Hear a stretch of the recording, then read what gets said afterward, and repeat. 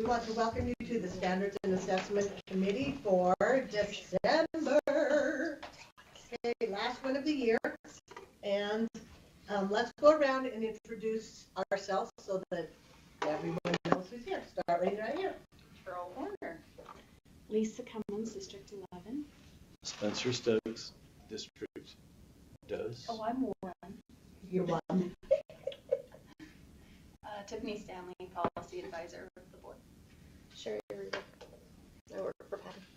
And we really like your name tag, too. Oh, I know, right? Jennifer Gravitt. Oh, nice. Jennifer Gravitt, District 4. Patty Norman, Deputy Superintendent. And Laura Belknap, I'm the chair of this committee, and we'd like to welcome those who are here. So we have a small group today, so let's do some introductions because we have time today. So let's start here with Leanne. Leanne Wood, Utah PTA Education Commissioner. I'm Todd Korberg. I'm president of the Utah Association of Secondary School Principals. Thank you, Tom. Carl Boynton, Executive Director of the Secondary School Principals. And my former high school principal. Oh, Say that. you know what? In the house. Then we have some discussion about this. Okay, Andrew. Andrew Joplin from ACT. Talia Longhurst, Career and Technical Education. Diane Sudra from TGLA. Brian Westenberry, Assistant Attorney General for the Board.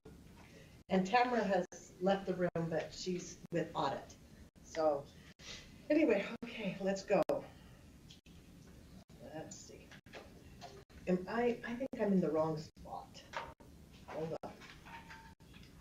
I gotta find December, so. It's kind of Your different. paperless, and if it's on. And I am not, because I have to be able to make notes and things. You know, that's So, the one thing you can't do. You can't, notes are really hard on docs. Oh, you got that. Oh, do you want to introduce yourself, Julie? Hi, I'm Jolie Honey. I'm the STEM coordinator and secondary math specialist. Thanks, Jolie. Thanks, Laura. Okay. All right. Sherry, am I backwards here? This is still saying. December should be in the back. There should be a purple divider that starts December. Okay, so 3.1 are the minutes from November 3rd.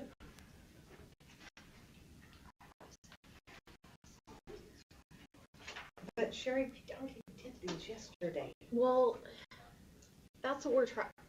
That's the conundrum we're trying to figure out, because normally the minutes aren't approved until the committee meeting, but you guys are talking about them in the board meeting.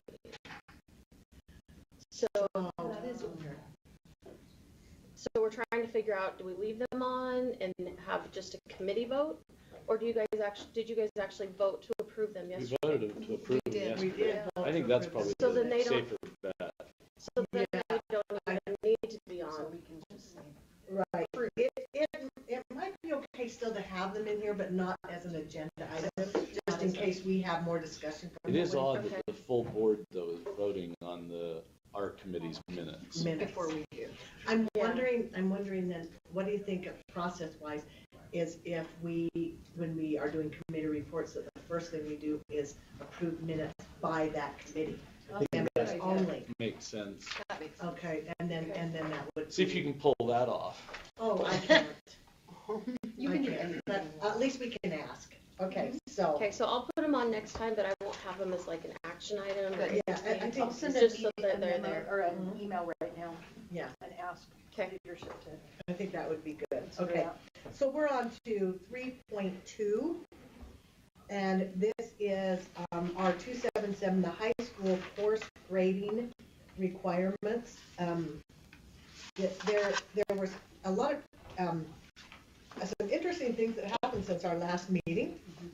A group got together, and a work group, and discussed and came up with some ideas, and then we have and then staff has taken those ideas and formulated them into rule. But now we have to decide, is this how we want it to look, and so on and so forth. Diana, do you want to? I don't know what else you might want to say on this.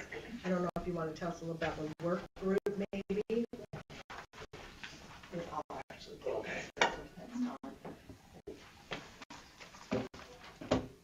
So We constituted the work group after I was getting more questions than I could answer, and Angie was as well, in order to clarify the rule so that it could be implemented by the LEAs.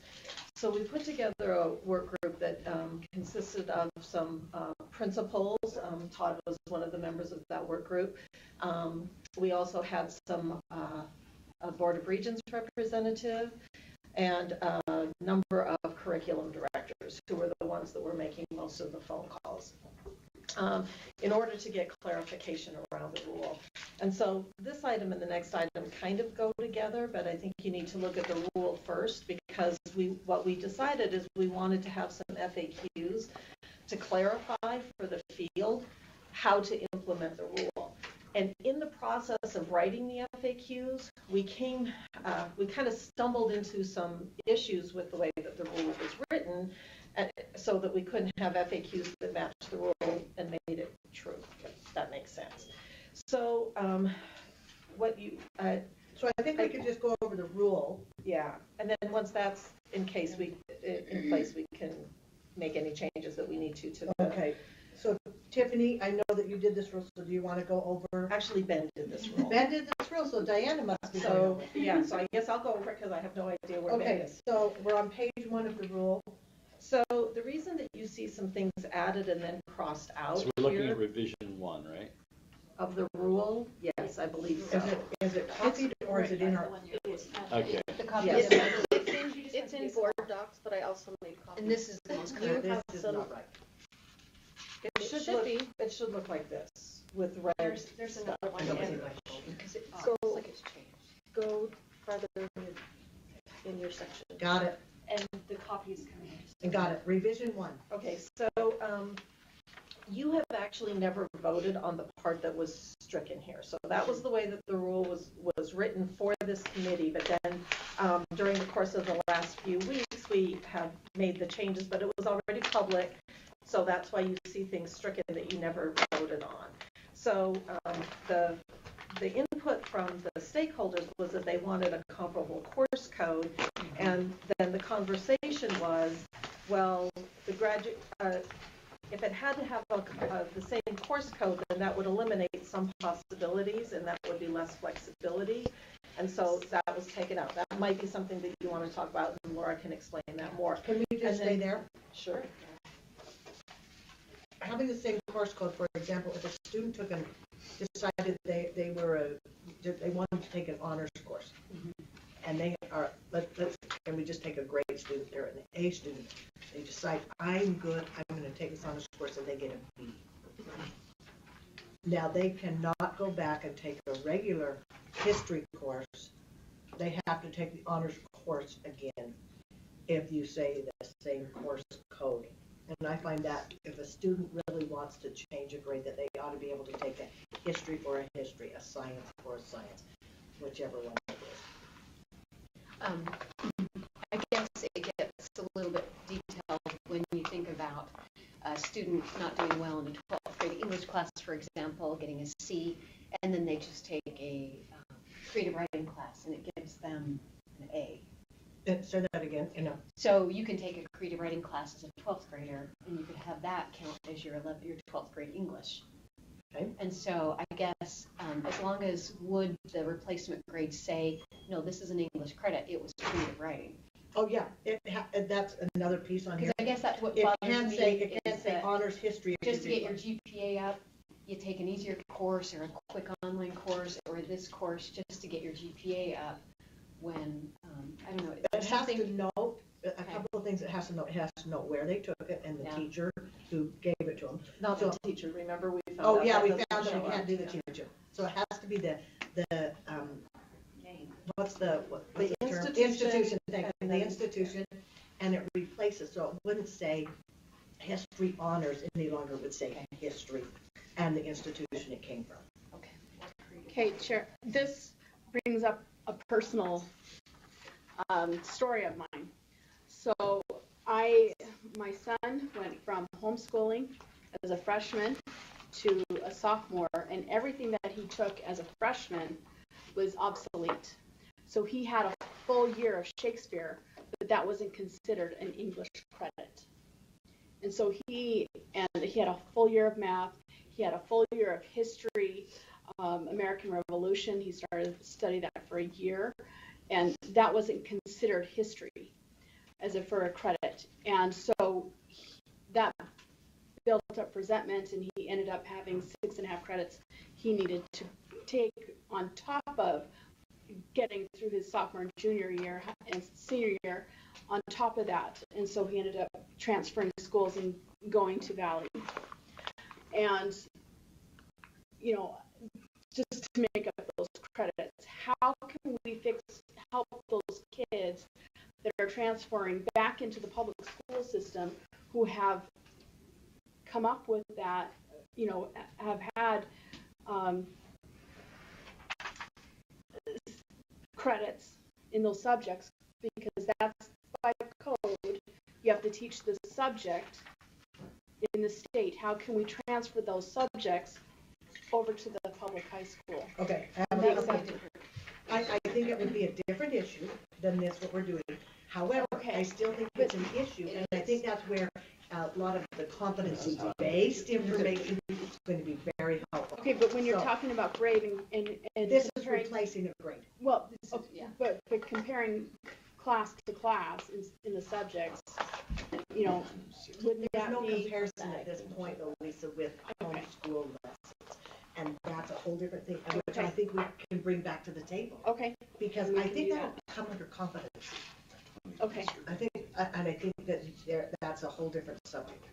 Okay. But I think it's a good subject. Okay, well, maybe it's a spin-off from this then. Yeah, I think different from this, but I think we should put that down. Yeah. Sarah? So I'm not comfortable with that idea of saying, so for example, when Liz had to take the math, we had to have her take honors math because she got an A-, and we redid it, but it had to be the honors math. Why? Why did it have to be the honors math? Because that's what we were changing. And when I look at the higher ed, and granted, I know I shouldn't probably bring higher ed into this, but if you're going to change a grade on your transcript, it has to be the same exact class. So if you get a C on a class, let's say Calculus 1, and you can't take, I'll just use, for example, Calculus 1 being 1210 at USU. You can't take Calculus Techniques 1100 and have it count for the 1210. That 1210 would stay in your transcript. Yeah, but that's higher ed. I do. I knew you were going to say that. Try something else. Give me something else. So concurrent enrollment, that. Can't do concurrent enrollment. That's what I thought, but I wanted to make Concurrent sure. enrollment cannot be done. But I'm kind of thinking along your lines that if you've got like English 12, and then you take a writing class. But writing class already counts as English 12. They don't have to take English 12. They can take writing instead.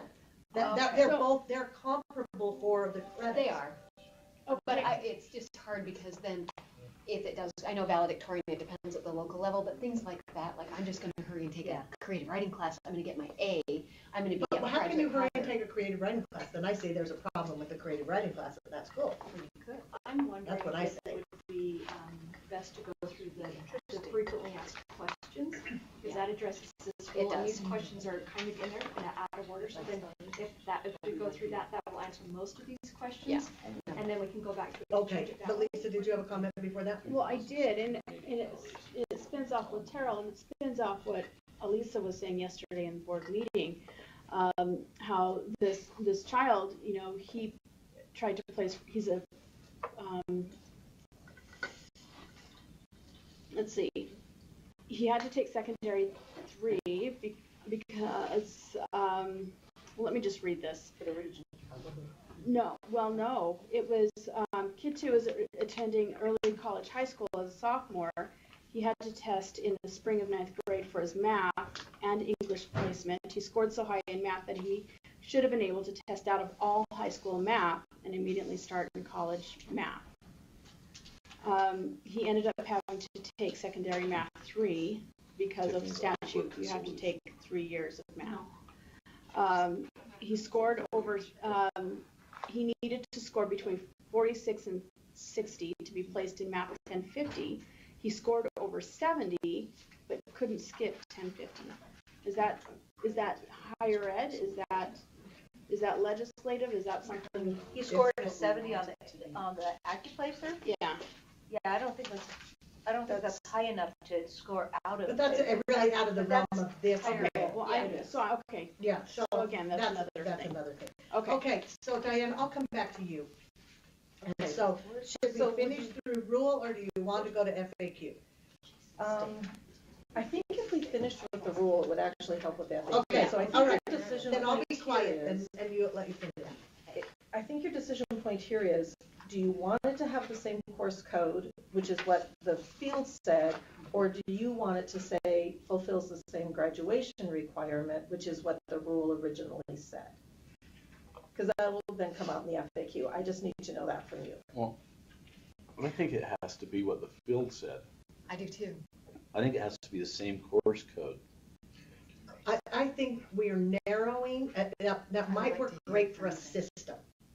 So, for example, Spencer, I am totally on the other page very strongly, just so you know. Well, sure, I'd love to hear that. Okay, because if a kid takes a biology, okay, and they get a C, and they think, I don't want a C in my grade, but I am not taking that class again from that teacher one more time. Yeah. I want to take a chemistry. Why can't they take a chemistry to replace the biology because it fits the same? Actually, it doesn't, because it's life science. Physical science. Okay, can I just say, don't Use do an that to me. example of, yeah. Okay. Well, you did it to Carol earlier, so. No, I was talking to Diana. Use social use studies instead of Okay, life social studies. studies, AP American history, But- or AP or American history. So they took AP American History and they got a bad grade. And they in got it. a B. And so they took American History after. Uh-huh. That's not the way life works. Right. Oh, if these You kids are take- willing to retake a course, I think that we are. They're open the willing door to take for a them. The course for a same- really stupid reason. Yeah. But maybe it's a So- good reason. No, it isn't. That's Well, maybe there's a teacher that just, No, well, blows then it the for district ought to fire the teacher. well, they won't, you know that. But the point is that you can't replace, you can't, I'm the poster child for this, all right? I finished all of my upper division courses in college. I know this is talking college. And I was on the county commission and had this general class that I needed to take. Went and took, was it intro to reporting. I went and took the class. I had to drop out of the class midway, but I couldn't go take another class to fulfill that assignment to fix that problem. I mean, you can't say you've got to take the same course number. That's just the way it is in the world. You can't go replace it. You can't go replace that grade that you did bad on with another grade that isn't the same course. Yeah, but that course then is gone. They don't get an AP history score any longer. It's gone. It's disappeared. You don't want to use AP. What if they got a 3 or higher? Then they're going to want to use it whether they get a B in a class. Yeah, but Yeah. what I'm saying is the transcript never shows that they were in AP history. I don't care what the class is.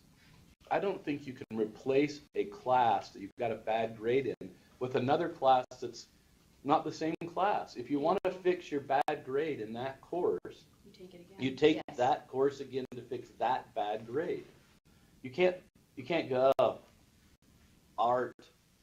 I got a bad grade in art, so I'm going to go take, the acting course, and it's going to replace my art course.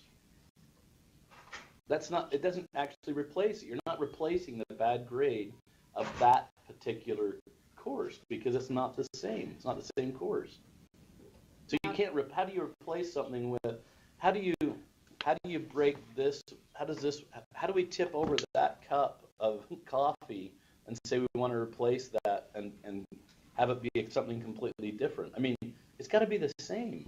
If it's just fulfilling the subject, then that's one thing. Yeah, if we're going to change and go, we're just doing subject matter. Yeah. But if it's a course,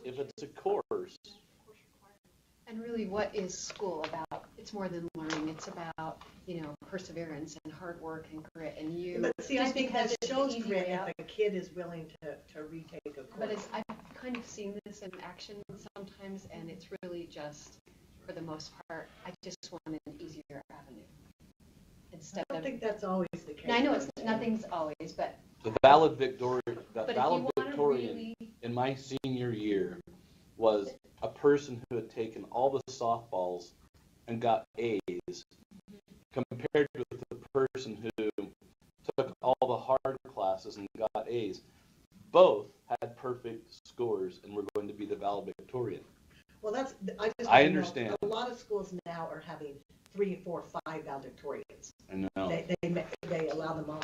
Lovenheim, Yes. 15. Oh, wow. Yeah, I have a because they all question. have the same scores. So and this is directed to Diana, with credit recovery, when, let's say I take history and I get an F, and we do a credit recovery, do I have to take the same class? Yes. Recover the credit, not the grade. Well, that's not true. So, That's not what's happening in the field, Diana. well, I think it would actually be more like what Laura's describing. So you could just keep, the F is gonna remain. If you do Right. credit recovery, the F is gonna remain. Oh, it It'll be does. part of your It doesn't GPA, yeah. replace it. Okay. So the credit you get like recovery, a pass. if you needed to fill a social studies requirement, you could take any social studies class to fill that graduation requirement, but the F that was there would still remain. And you might not even do credit recovery if you didn't actually need the credit. I also You know. don't think that's what's happening now. In some districts, they replace it. In some, they combine the scores. And in some, they keep them both. I think it's very varied by the district. I can't answer for that, but Yeah. maybe. That's true. Okay. Some replace it with credit recovery. Some combine the score, and if it's an A and F, they get a C. It's a local And some keep them decision. both. It's not equitable.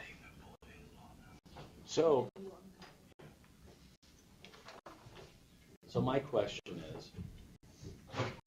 is this written the way I'm describing it and the way the field wants to do it, which is a course has to be replaced by the same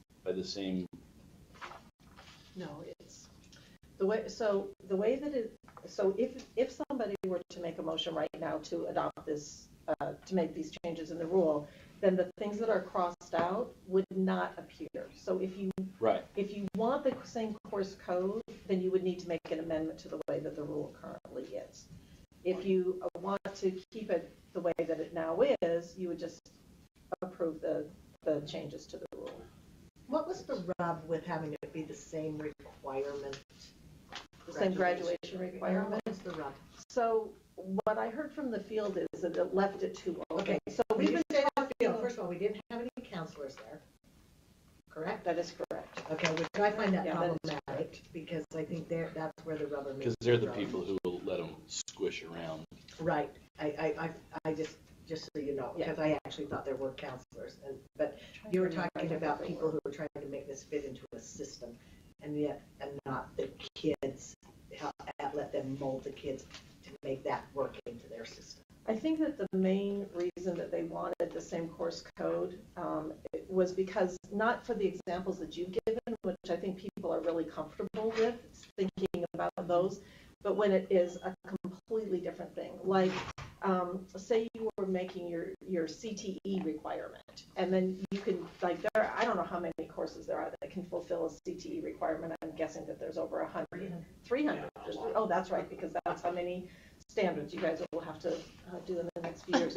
So there's 300 different courses. So when it becomes something that's wildly different, it was hard for people to know whether that would qualify or not. That's the feedback that I got. Does it fulfill the same graduation requirement? Yes. See, so I don't understand the rub there. If doesn't matter if. I don't, Could I'm we hear okay, them? I'm okay with it if they take another course. They just can't replace that grade. They can, that's my only rub. If they want to take another course that fulfills a graduation requirement, that's a much different conversation. If, the more I eat of these, the more animated I'm getting. If they want to replace that grade, they have to take the same exact course. That's the only thing I'm saying. It has nothing to do with graduation. It has to do with somebody who's trying to clean up their GPA and their, and if they want to do that, that's fine. They just have to take the same course. So I think there might be a misunderstanding, but I'm not sure. So Probably.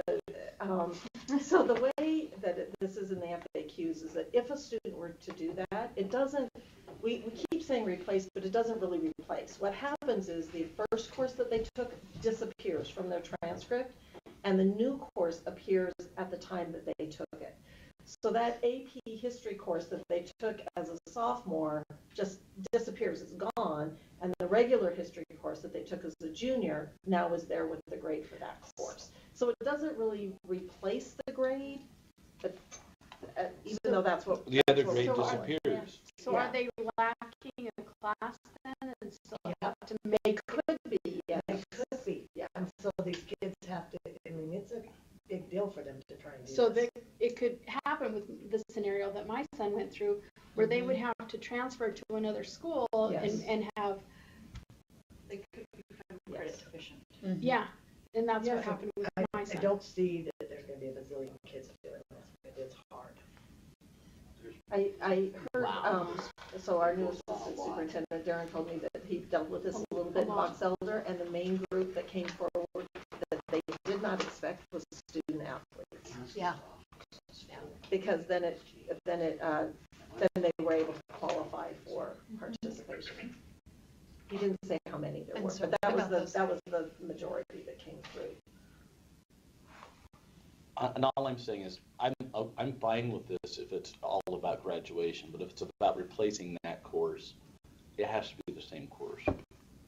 Okay, keep going Do down. you want me to keep going? Okay, so,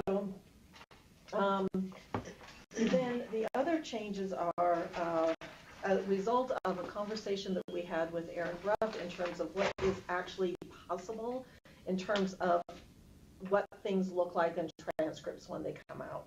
So on line 44, you'll see we had thought that we couldn't change it on the permanent record, and Aaron clarified that for us last week that we can. So this is where it gets weird again. We had changed it to current, and then Aaron said, oh no, permanent is fine. So we are reinstating the idea of permanent there.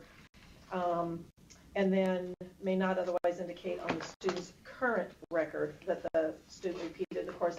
That's for the case of like anything that might be printed and sent to a university or something like that. So that was just to clarify how it works in the with the data systems. On line 56, shall update the student's current record and grade point average to reflect the highest grade between the course and the comparable course, and exclude the lower grade and corresponding course. That's the language that makes it just disappear from the transcript. And then that clarifies the next part. So to take out, shall exclude from the student's permanent record the course or comparable course that is not the highest grade. So that was taken care of then in the previous line. So this part here is more of the operational part about like I said, when we started getting into it, it's like, okay, how can we really make this happen? And so this wording in this section is just the reality of how things need to work with the data gateway. So, okay, so let me just talk to the practicality of it. Well, you use a student athlete as an example. I'm a student athlete. I take an AP history class, and I get a D in it. Okay, and that's not going to look good. So I need to and I'm just talking optics here. So I go take another history course. This, as it reads, drops the AP off their permanent record and replaces it with this other course for graduation. Well, my attitude is, why does that drop off? I mean, if I'm the University of Utah and I'm recruiting this kid, I want to know how much effort I'm going to have to spend to keep this kid qualifying for NCAA play. And I want to know that he's gotten a D in AP history so that I'm fully prepared to provide the tutors I need to provide to keep him playing NCAA football. And I don't think it's fair to the university to say, we're going to drop off all those bad grades because they went and took other grades that qualify for graduation that were easier. But you're back to the same comment. No, in fact, it says right here. No, you're back to the same question, because this rule's already passed with replacing a grade. Well, on line 58, it says, shall exclude from the student's permanent record the course or comparable course that is not the highest grade upon the request of the student. That's stricken in this, which means it's still in draft form. I know, but this rule, where are we on this rule? Has this already passed? Yeah. So and then we're trying to clean it up. Right. With the FAQs. So the stricken language right here, Spencer, Yeah. is actually taken care of in line 55 to 57, where it says shall update the student's record. So that 58 to 59 is you don't need it anymore because it's in 55 to 57.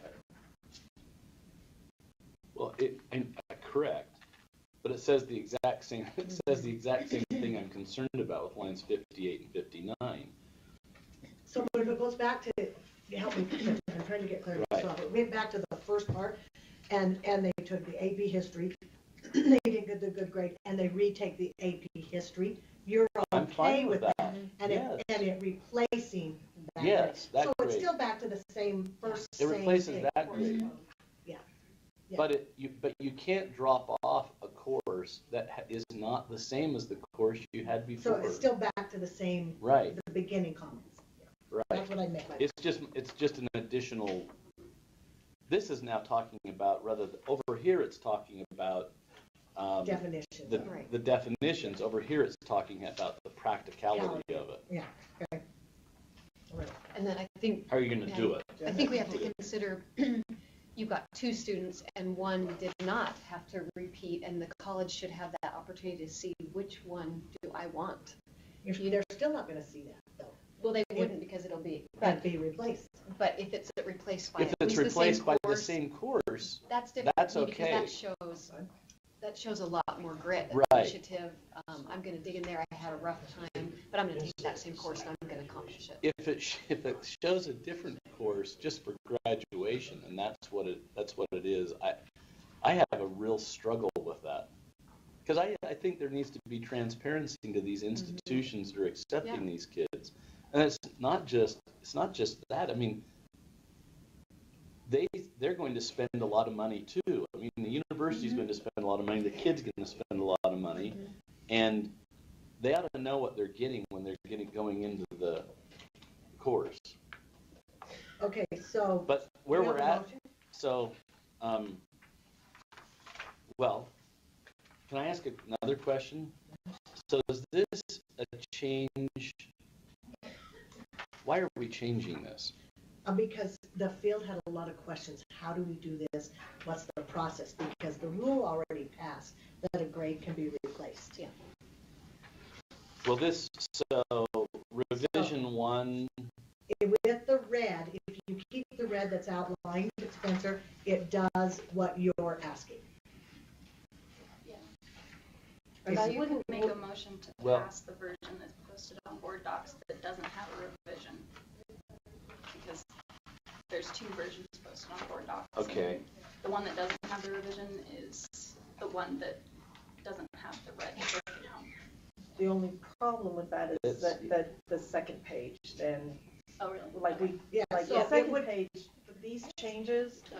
Spencer, if you want to make a motion, it would be revision 1, but keeping the red marks under definition. Well, revision 1, so this is just my assumption, is that revision 1 is all the blue and red stuff, right? And that the current, in the current rule that would have before us would be all of the black red line stuff, which would be the stricken and underlined. So right here. And so I think I have as much problem with this, the non-revision 1, as I do with revision 1, because the non-revision 1 says that shall update the student's current record and grade point average to reflect the highest grade between the course and a comparable course, and exclude the lower grade and corresponding course. That is saying that we will take the highest grade of the comparable course, not the same course, but of the comparable course. So it's the word comparable that. So that would have to be fixed. Yeah, so that, and I'm assuming that the non-revision 1 is the one really before us, right? I mean, we have revision 1 that's also before us, but we also have non-revision 1 that's before us. Well, I think you can keep revision 1 and then figure out what you want to say there. Okay, I mean, I'm okay with that, but I think at the heart of this, at the heart of this issue is this whole permanency. So that's up in line 44. Shall exclude the student's permanent record, the course grade that is not the highest grade. So that's 44, right? Line 44. And I revision think that 1. that blue would have been part of the original rule. I think it turned blue because in Well, the original rule is current. Is the word current? No, I think No, the current is what we were changing it to, and then now wanting to change it back. Yeah, and I think the enacted or current version of the rule doesn't have either word. It just says the student's record. So I don't necessarily want to wordsmith this because I don't think Tiffany I do it best. But I would like to get back to the heart of this. I'm okay replacing a Course for course. Course for course. Okay. And that's the only, if you want to leave both on the record, that they took one and they replaced it for graduation purposes with a different course, but the other course is still left on there, which I think would solve some problems as well. That would change the whole rule that was already passed by the board. Yeah. Well, that would change the rule. And which you can do. Totally. Right. I thought that's what we were here for. That's what this rule is a replacement. A replacement rule.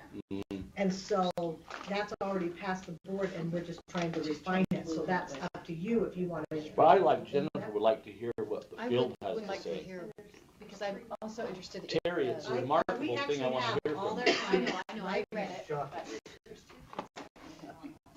Okay, what, Patty? There's 3 things that were in the field that Bren brought up. One is if it's course for course, then the FTE. I'm trying to figure that out where if you have it for graduation requirement, then it opens it up for more flexibility in scheduling for students being able to take other courses. So the FTE question is in there.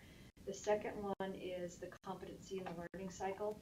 So kids may try for a more rigorous course in the beginning, and whereas if it's course for course, they may try, right, if it's for graduation. We're already past that, Yeah. Patty. It's So all course of for those, course already the discussion on the table.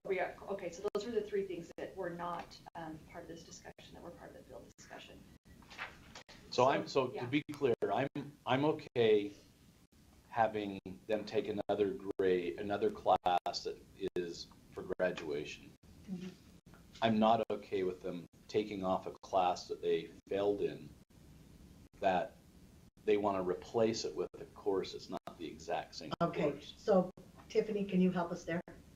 Yeah. I mean, I don't know if so. everybody else feels that way. I'm just, I my don't, opinion. But it's okay, that we're gonna work on it. I don't, and it's okay. We're still gonna get it through. Jennifer, how about? I think it's just on line 13, you reinstate and it has the same course code. Okay, so And if you on do line that, you 13, need and to- has the same course code. If you do that, you have to put back in 15 through 19 Right, we because didn't that's talk about instruction, yeah, 15 through 19. If you put back in the same course code, then there's the question about, well, what if a kid comes from out of state or from, where they don't use Utah course codes? And that gives the LEA board Right. the right to say, yeah, that's really the same thing. Okay, so Where it we'd doesn't add make in sense. on page 1, 13, not 14, 15, 16, 17, 18, 19, add back in the red, which would cover what Spencer's talking about. And then what we'd have to fix on the other page, Tiff. I don't think you'd have to fix. What about Right. line 56? Perfect. Oh, but if you say comparable course, then that gives the LEA the opening for those that are coming out I'd of move the state. adoption of, let's hear from these other guys. Coming out of state or a different district, because just different districts have different classes in that subject. Yeah. But that would give the local board the ability to. Right. To deal with it. Yeah. I'm happy to share any of these, because if I eat this whole bag, it's 3,650 calories. So if anybody wants one of these, and I don't think any of us can handle me eating this whole bag. I can. Okay, so, was that a motion, Spencer? Well, can we hear from the, do we No. care? Okay. No. I would move the adoption of revision. Don't laugh, Terry. I'd move I've the already adoption read all of this. revision 1 with, as amended.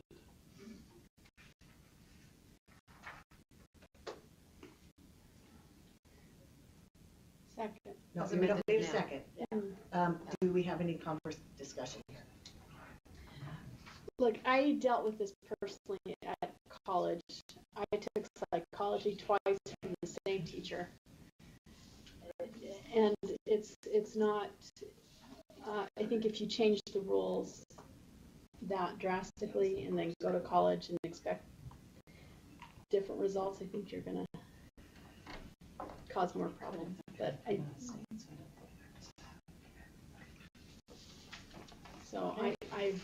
concur with Spencer. Okay, all in favor? Aye. No. Okay. But we do 3.3. know that after, based on yesterday's board meeting, you can have a 4-to-1 vote that you can bring back to the full board. Okay. Hey, I'm a big girl. Okay, I'm a big girl. Okay, I don't think that we need to spend time on then 3.3. Yeah, I think then I would need to come back next month with the 3.3 that would look Could like. you clarify it now and we could get it done? Because there's just one piece revision. Yeah, There's an easy revision, so let's Yeah. go to 3.3. And this is the FAQ that the office would like to use out in the field. Right, And- and it would need to, the number 1 would need to be revised to. Reflect the rule. To reflect the rule. I can't remember if there are any others that would need to be revised to reflect this rule. I don't think so. Oh, these are just the work group recommendations. This isn't our FAQ. So Sherry, didn't you upload the FAQ? But if we go to work group recommendations, that's reflecting the changes that were just voted on right now. That's right. Okay, so that's. That's right. So if you wanted to make a motion to adopt the FAQs in alignment with the work group recommendations, then I would just change the answers, like they align. Number 1 is number 1 on both. So I would just change the answer on number 1 to the answer on the recommendations. And if there are any other, I would need to, I can't remember now how many we actually ended up having to change. I would just go back and fix that up. So because of that. Right. So I would just make the FAQs align with Recommendations. the recommendations. And of course, I would not actually be able to do that until after the full board votes next month. But we can approve the FAQ with that. To go to the full board next month, along that- with the rule. With that change. Yeah. Yes. Okay. Do I have a motion? Oh, wait, don't give me a motion. Does anyone in the audience have discussion on this FAQ? Yes, come to the table, please. Hey, gosh, just move my chair. Oh, sorry, you can't because of the camera. Okay. You have to sit on this side. All right. I first want to. Will you introduce yourself, please? Thank you. Todd Kornberg, I'm president of the Principals Association. And I have to tell you, I really like the idea of standards-based grading. I think where you're headed here is a great move. I think defining some of this, it's putting the burden on me as the principal to define what is a comparable course and so forth. I think one variable that needs to be considered here is, remember, we're assuming that kids can repeat courses inside my school. And indeed they can because of space class size. We can allow and offer it once. If I have room, I'm going to take them back in. Absolutely, because I'm for the kids. But that's going to be the rare occasion. Then what is a comparable course? There's, I'm going to call them credit generators out there that if you take a course and it can be done in 2 weeks and bring it in to our transcript, it's going to be a problem. There's some other variables here that... So, can I ask a question on that before you go on to the next thing? Because a credit giving meal, we like to call them as well. Okay. Okay. That in here it has to be accredited by Advanced Ed, and if we believe Advanced Ed is doing their job, which is questionable by myself, then why? How if that's our standard and that meal is Advanced Ed approved, how do you question that? This is where my rub comes. No, I concur. I think the problem is as long as it's the same state code, that's how we're going to try and determine and get the best results from the mills. If it's English 10 state code, English 10 state code, at least there's some consistency from school to school. I can't guarantee the rigor. I mean, there are some classes you can finish quickly, which actually brings, I've had students now who mid-year or mid-quarter will be failing a class. And they know they'll come to me and say, we're going to retake this class. So they'll go to a mill. Now they're taking the class simultaneous. At the end of the quarter, they fail, but take that off, replace it here. Now I'm eligible to play sports. So there's loopholes that... But it's still a comparable coded course. It's an eligibility issue because we're trying to make... only if you're talking about sports, because this isn't all about sports. No, and I agree. It's just, it needs to be defined because there is sports in every school. And I don't want to... My athletes better meet quality standards, and I don't want to create loopholes.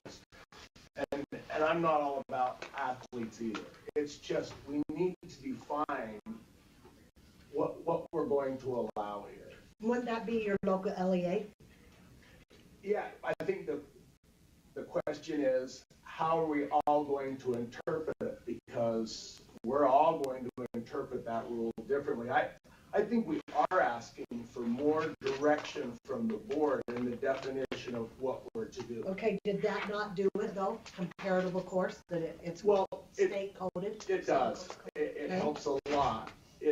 I just want the board to understand that there's other variables in consideration when you start replacing NCAA, which again is sports. And NCAA is They see a transcript, that's all they see. But they, under this proposed rule, they see a really cleaned up transcript. Yeah, but if it's comparable course, Spencer, then the kid had to take the effort to take that AP history course again. Yeah, well, if they take the AP history Yeah, course I'm over, saying. we'll give them a cleaned up transcript. Right. You're gonna have to be the authority on this one, but my experience is. I don't know who you're talking to about that.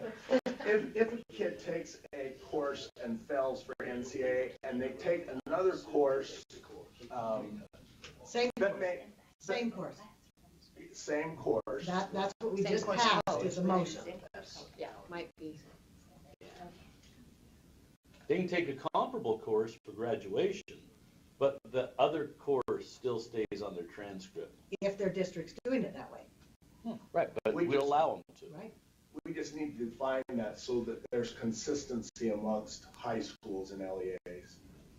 Well, that Well, would there will be be different than now. this rule. Yeah. That would be a different rule. So I appreciate that, because that Well- would be something.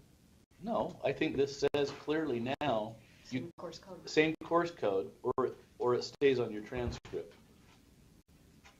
And so what are you gonna do about credit recovery, which is a whole different ballgame, because the same thing's But that, happening. doesn't that stay on your transcript, credit recovery? No, districts are different. Okay, Some it doesn't in our combine them, some remove them, some keep them. And I don't know, I know that ours, in Jordan School District, it stays Yeah. on the transcript. Credit I- recovery. Terry, would you like to come speak to that?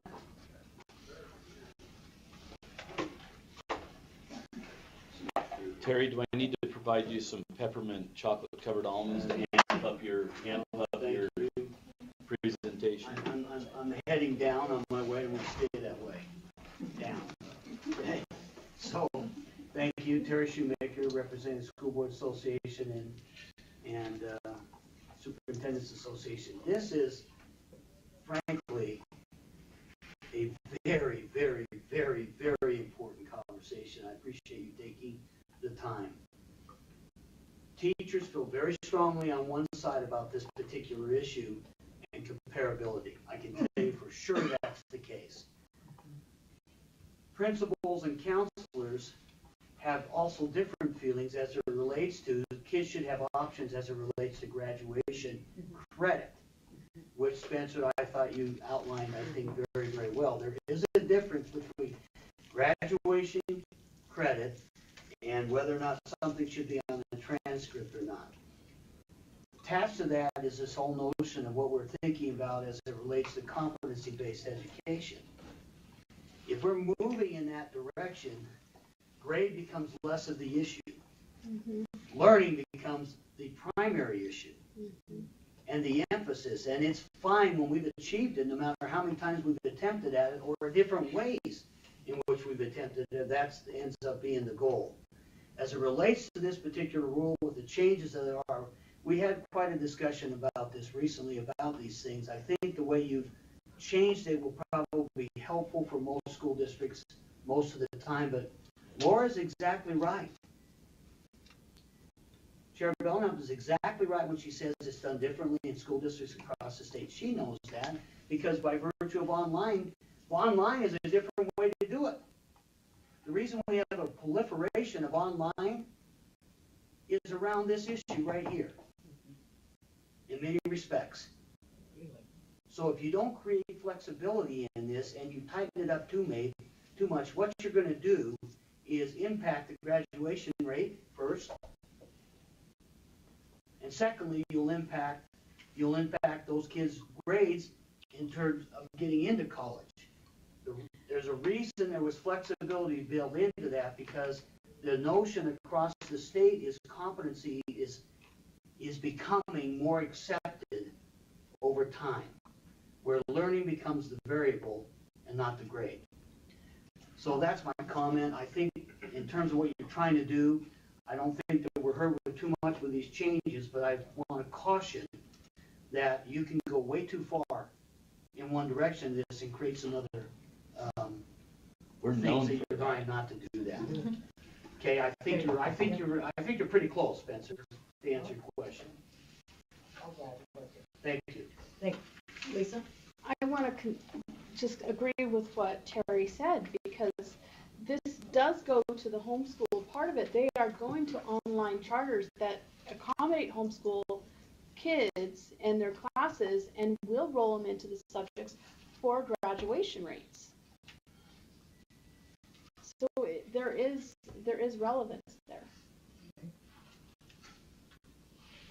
Linda, I'd be interested in your thoughts when you come to the table. No pressure. As this kind of relates to competency-based and how it would make, what's happening. So Linda Hanks, board member in Juab School District, also serve on the board of directors for USBA. And while I agree a lot with what Terry was saying, I think you're trying to work in two different systems. If I understand all of the conversation correctly, we keep going back to, well, is it fair if I replace that grade? How does that affect valedictorians? Well, that's going back to a ranking system. And we're ranking students based on who achieved that grade faster. And if we're back to competency-based, that's about learning being the constant. And if it's about learning, and I think it comes back to how do we define education in a K-12? Is it about learning? Is it about attaining grades so that we can be ranking? Thank you. I appreciate that. Yes, we come to the table. I'm sorry, I forgot your name. It's easy to forget. Tell me your name again. Carl Boynton, Thank you, Carl. Director of the Principals Association. I don't have a lot to talk. I think it's like you discussed here, you're moving in the right direction on a lot of things. I think the important thing is, what is the transcript? Does it have any integrity? It doesn't if we allow people to go in and change things. If some teacher gives a student an F in a class and they take a different class, maybe similarly related, and you change that grade, how much integrity does that transcript have? Zero.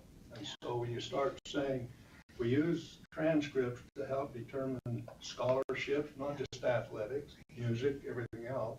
Scholarships are determined by the grades students earn.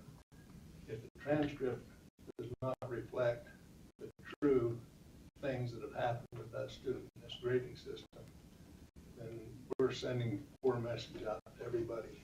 Carl, I want to ask you a hard question here. What does the transcript really reflect now? Because if my kid can bring in 4 cans of soup, they get extra points in their class and they get extra grades. It's true.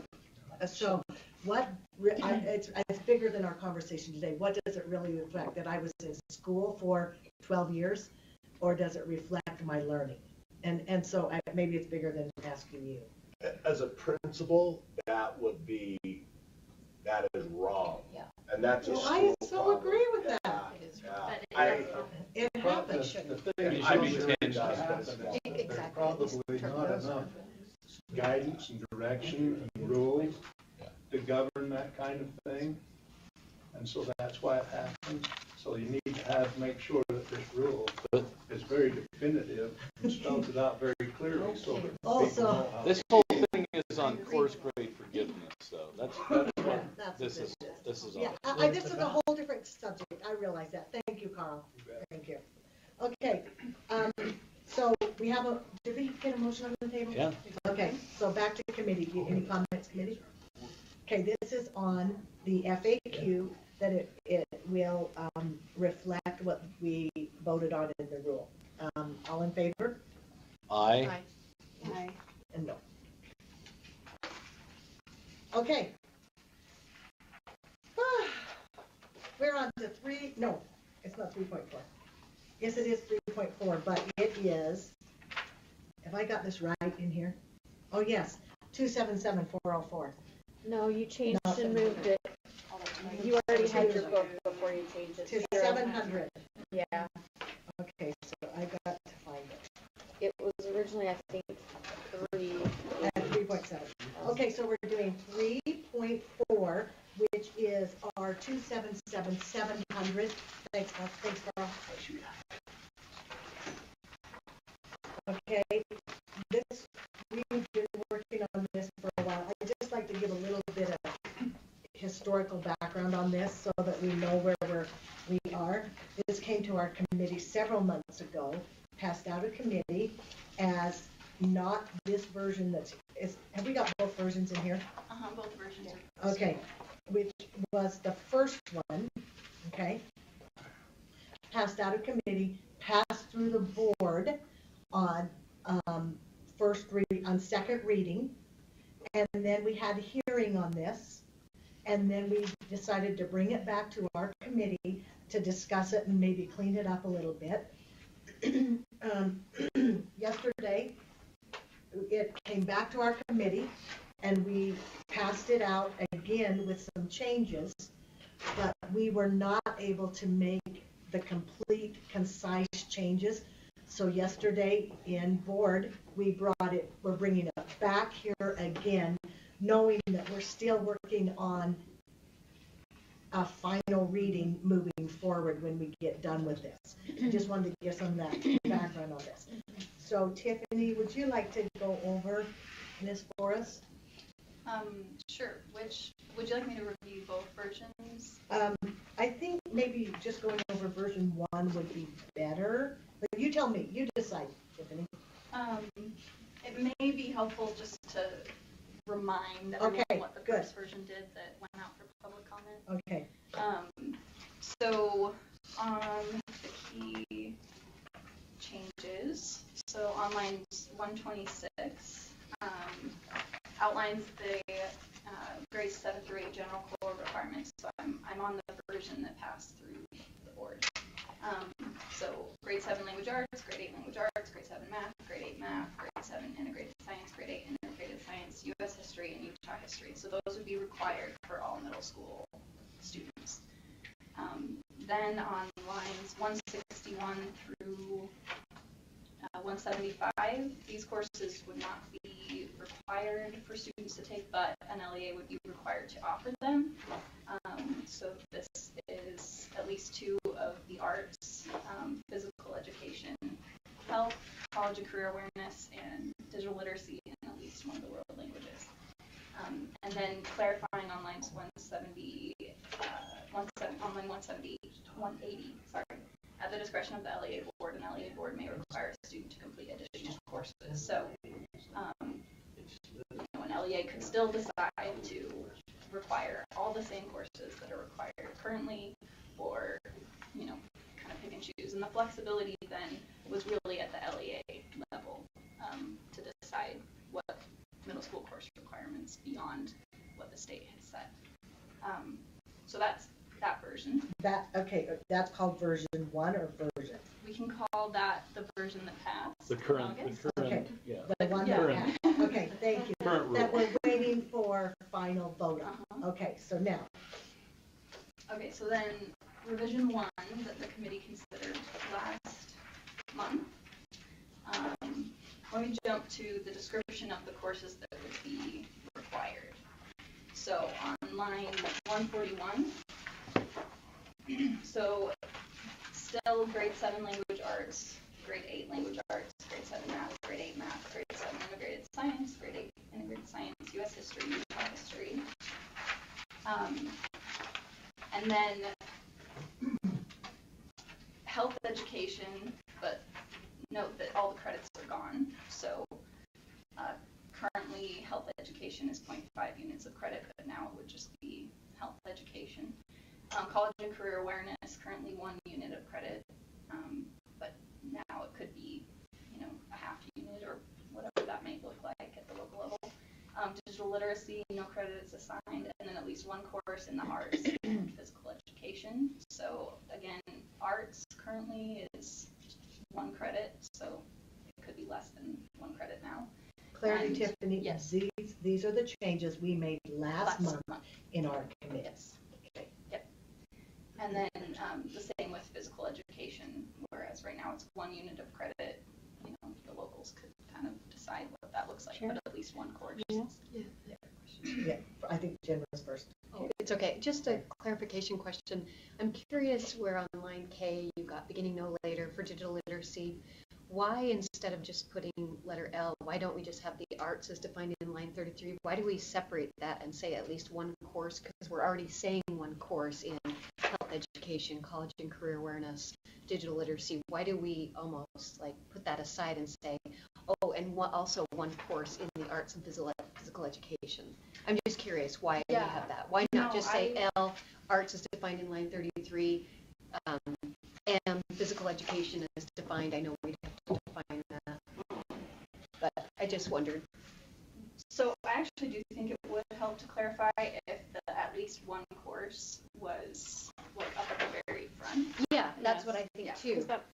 Because it does, because that's what we're saying with all of them. Because I don't want it to look like PE and arts aren't as important as these others. Okay, that's my question. And that was a similar question. Are we saying that health, college, and career need to be in every grade?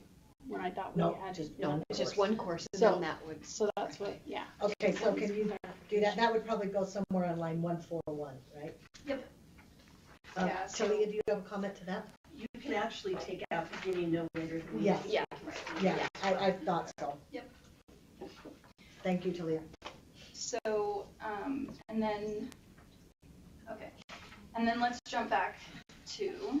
Okay, now that were all the changes we made last time? Okay.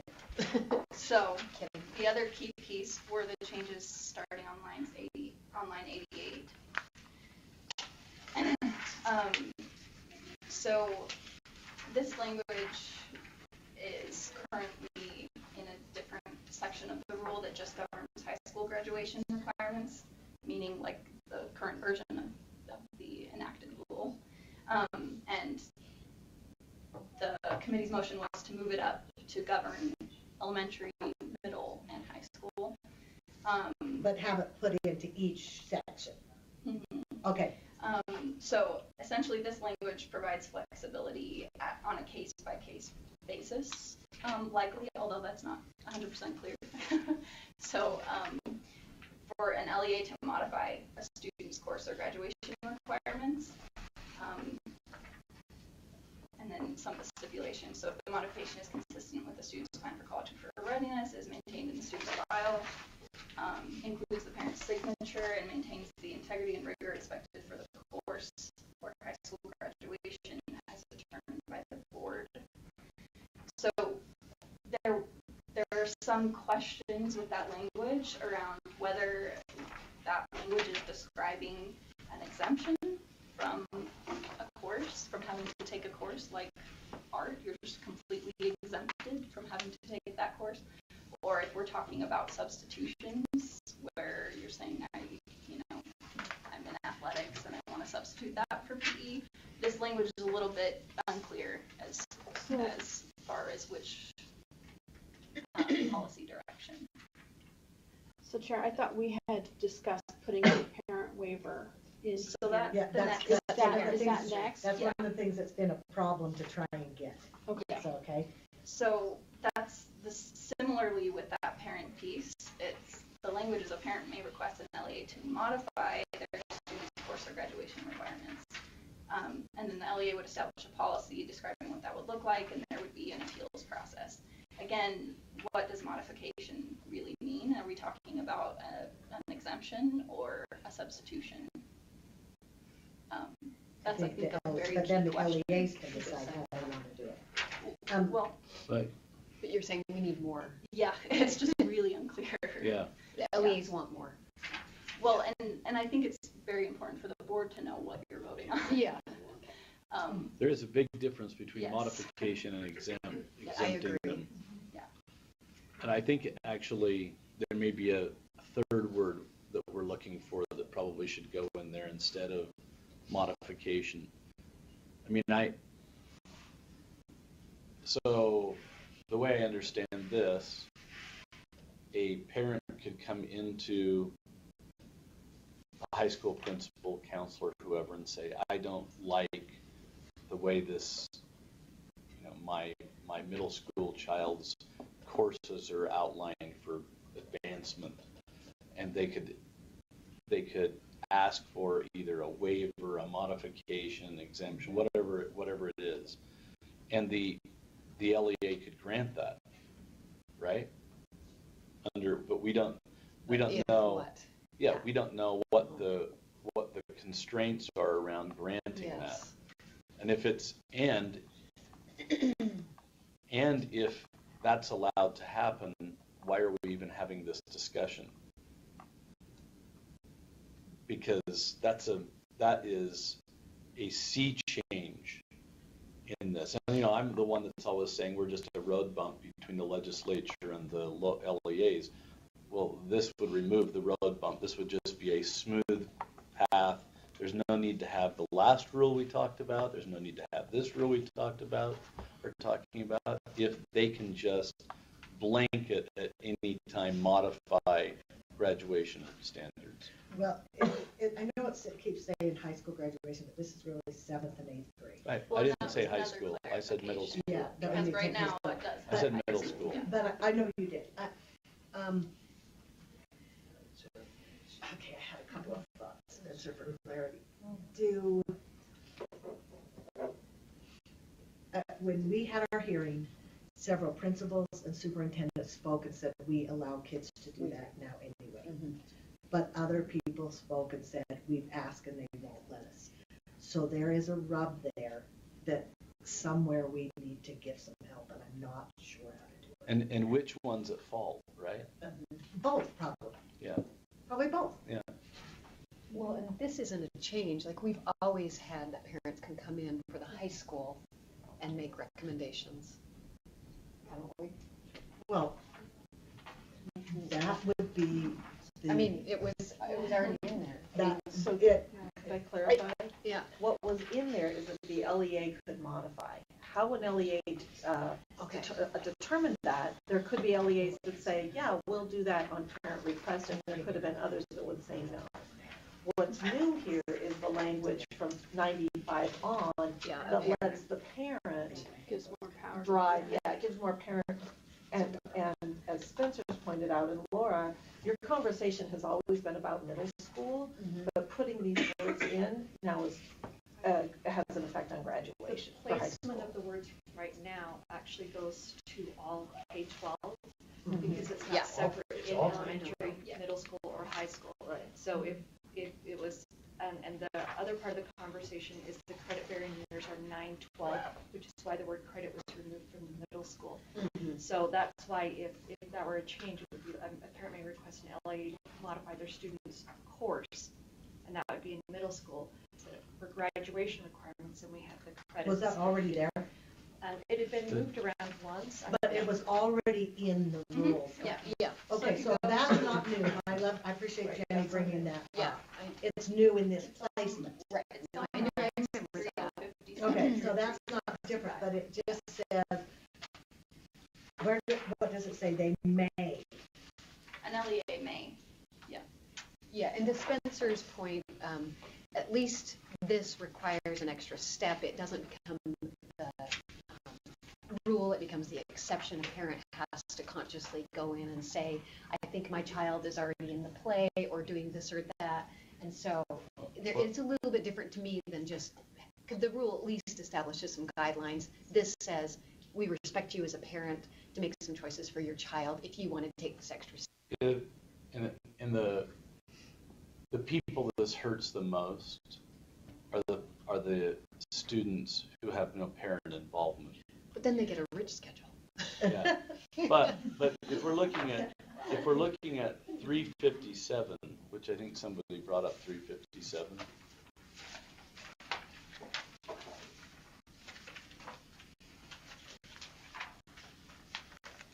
That's stricken.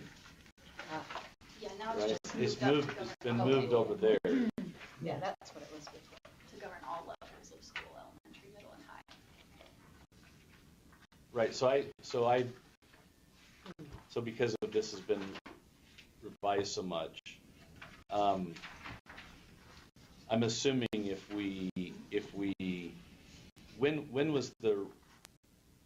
when were all of the colors added? So is that Your committee meeting. the last time? Uh-huh. So the color, that was added in, that was currently in the rule at that point. Okay, This is in the currently enacted. okay. Spencer, can I go on? Tiffany, You can even go on without asking. what? You can No, even go on but without asking. I didn't know if you were still asking questions. No, I didn't think, want to. I'm just trying to get clarification. Okay, I didn't want to. But stop it's moved but changed. In its Yeah. move, it's changed, the language is A changed. little bit. It eliminated the ID portion and then of course added the parent request Right. pieces. Okay, so Tiffany, if you come back to this, I know that it's been brought up that students should be able to request this as well. How could we add that in there? It's just, it's a little, if the parent still has to approve. Yeah. You gotta have. Yeah, so how do Then we it's- say that? It's almost not necessary to Right. say If that a student requests it, go to parent. right. So it's sort of in the way that the language is structured that's creating the issue, because it's almost like a student's requirements a student may be exempted, or graduation or middle school course requirements can be modified, and then a parent needs to approve it. It's almost like the actor shouldn't even be there. Right. It's just Because the the parents actor can't do approving, you know? It's just in the way it's structured, I think. Okay, so how can we fix that? I have other ways of structuring, but there's a lot of other policy calls in the way that I drafted it. So, Just for clarification, are we exempting the parents then? Or is it just having it between the school counselor and the student? No, the no, parent The parent has to. the parent has to, yeah. and I think that's part of the challenge, because that a Good student clarification. parent may request. Okay, Tiffany, tell me where we are now. Well, I think there's like 5 key policy questions that I just need an answer to, and then we can draft around Can I them. just, Yes. so that we move past, so that we put to bed. So I think all of the credits and coursework discussion, everybody's okay with, and we can move past that. Yeah. Now we're on Yes. this, so that Yeah. we're not going back to that. Thank you, Spencer. So I think key question number 1, the way that it's drafted right now is really unclear as to whether we're talking about a substitution or exemption. So if we are saying that we want parents to be able to, or an LEA to be able to say, for this student, I don't want them to take XYZ course. And they don't have to demonstrate competency or, show, do some sort of credit evaluation or anything, then we should be much more clear in the language that that's what we So mean. how would you say Exemption. So So we a need to student may define. be exempted from middle school course requirements. Yes. But it's the LEA doing the exempting, so But can that- we be more clear, they could modify, exempt, or what was the other word you used? Substitute, there's, Something, wait a But minute, that's the Carol. other question, is it the LEA or is it the parent? I think it's both. I think they're working together in this. The LEA, you said, had to establish policies, and so when a parent requests it, it's got to fit with the policies, so I think it's both. Yes. I'm gonna throw a wrench in here. Okay. So if we have that exemption, but the school, the district can create their own, like, we can have that exemption, but I wanna clarify, if we have the exemption, that's one thing, but can a district still require that, whether we give the exemption? We're not really getting the exemption.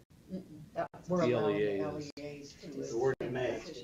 Okay, We're getting the LEAs exempted. so the LEAs may not want to exempt, or they may be okay with it. I just wanna But make it's sure, given- do they have the flexibility to do either way? Well, I think That's that's the a very conundrum. key question, because if it's more about the LEA and the LEA is gonna have the ultimate decision, then the actor should be the LEA. And LEA may. Or should it be the parent that has the, is Or- the- But then that but then that Which ties one? the hands of the parent, and, you know, we talk about parent choice or school choice and all of that, you know, I think if we're really allowing for the parents to be proactive and encourage that proactiveness, it needs to be parent directed.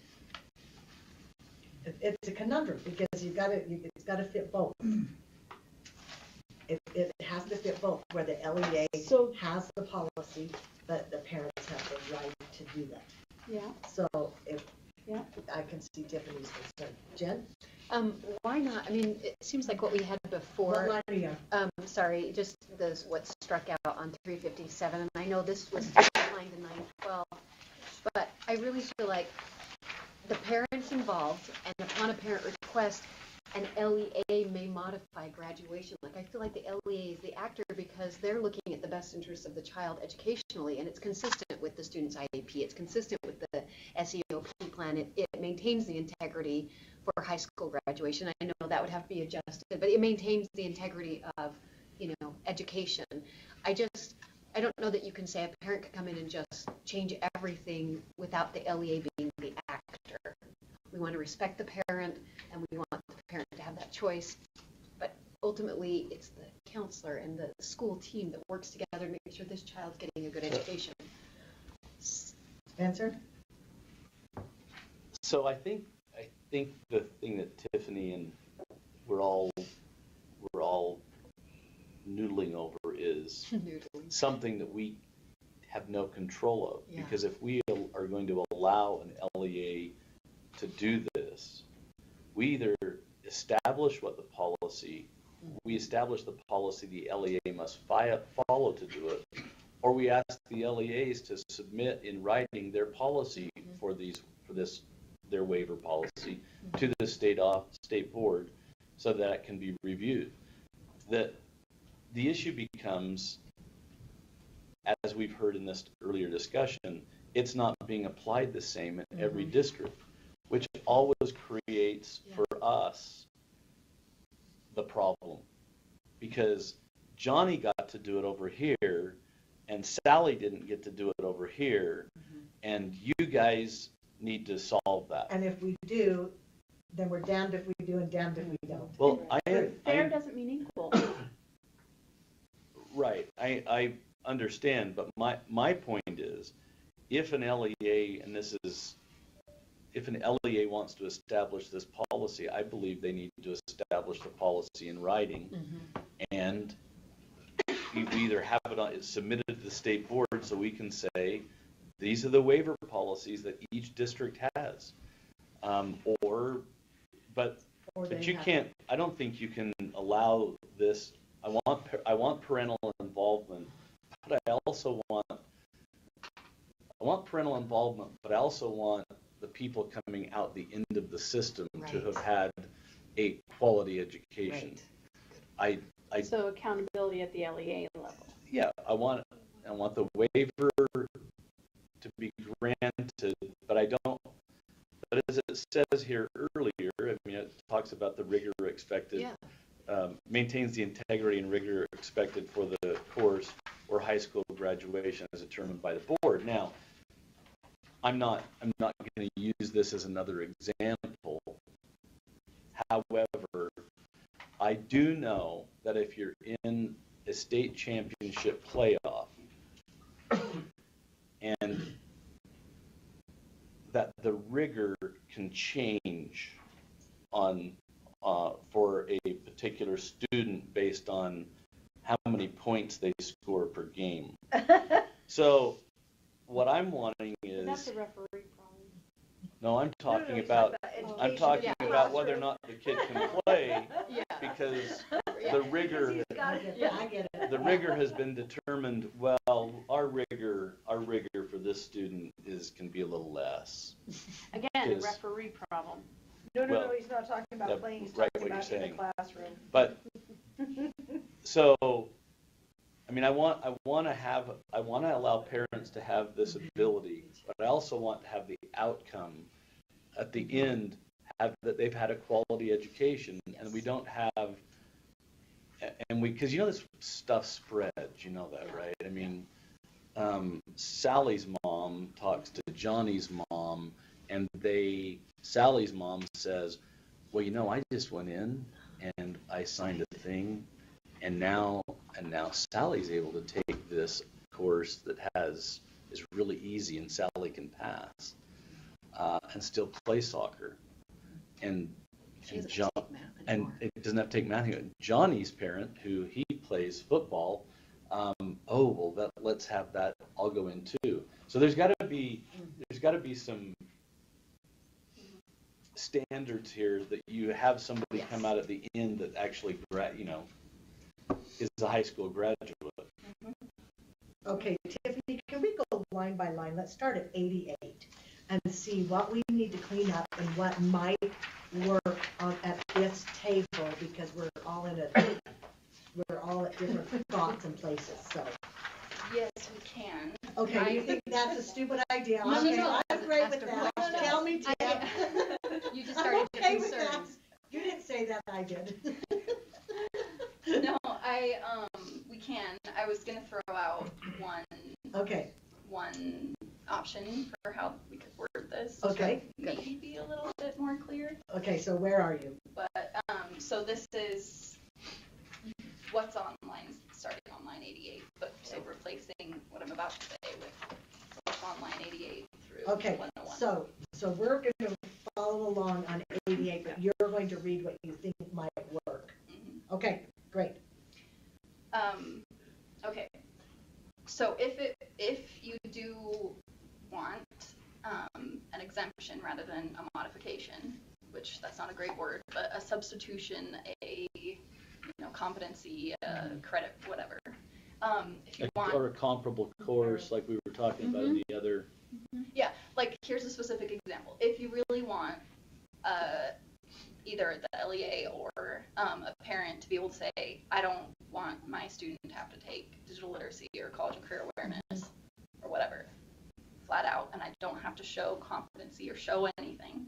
So if you really want that, this language may get you somewhere close, maybe.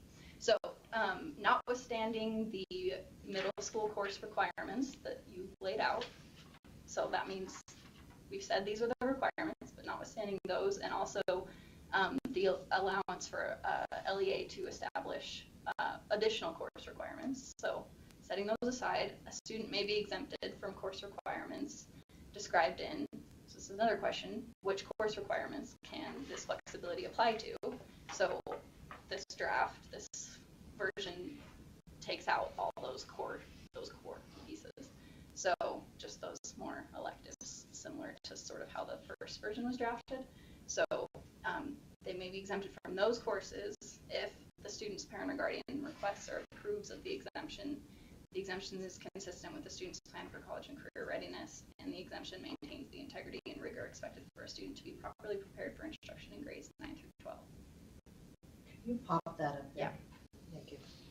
Now, in practicality, having those guardrails in there, I'm not 100% sure what that means. Just like I'm not 100% sure what it means in this language. Right.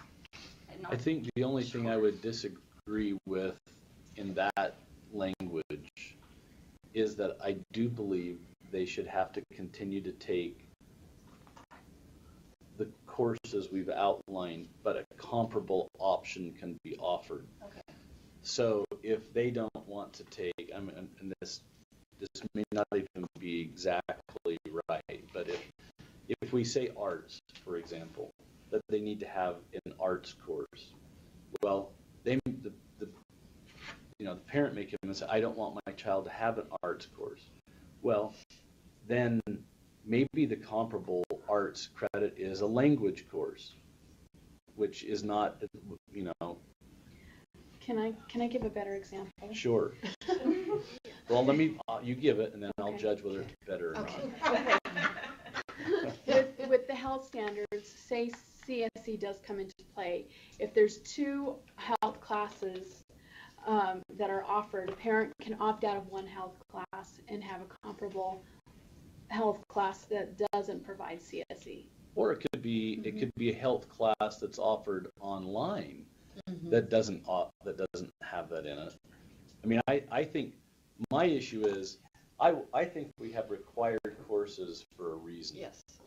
And I think we should say that they have to take a comparable course. You know what I'm saying? So in your earlier language, you, I think, used exemption, or I think it should be not exemption, it should be I do too. a comparable course or a substitute course. Okay, Sid's left so we can get back off the rails again. Okay, all right, kids. No. Diana? So I just want to caution against using the word comparable when you just made a definition for comparable, and now you're going down a different road for comparable, because that will be very confusing in January when I take this to the curriculum directors and I say, it means this here, but it means this here. So, like, the concept, yeah, but please find a different word. Okay, well, give us one. No. Well, it's for the, let's, I mean, you talked about substitution. Yeah, so or show maybe competency. For clarity, or competency. Spencer, can you help me? What you're saying is that a parent whose child is a concert violinist wants to come in and say, I do not want to take a music in 7th or 8th grade. We You don't. just play into my issue of my daughter getting a bad grade when she was running with the high school track team. But this is my point. I'm trying to make a point here. So now, but what you're saying is they have to take a comparable course of music, and I think that's illogical for this child. But it. What is a 7th or 8th grade course? No, gonna teach I'm this saying you're concert you're violinist absolutely onto something. You're onto saying, for example, my 9th grade, it's the exact same Yes, argument it you're is. using.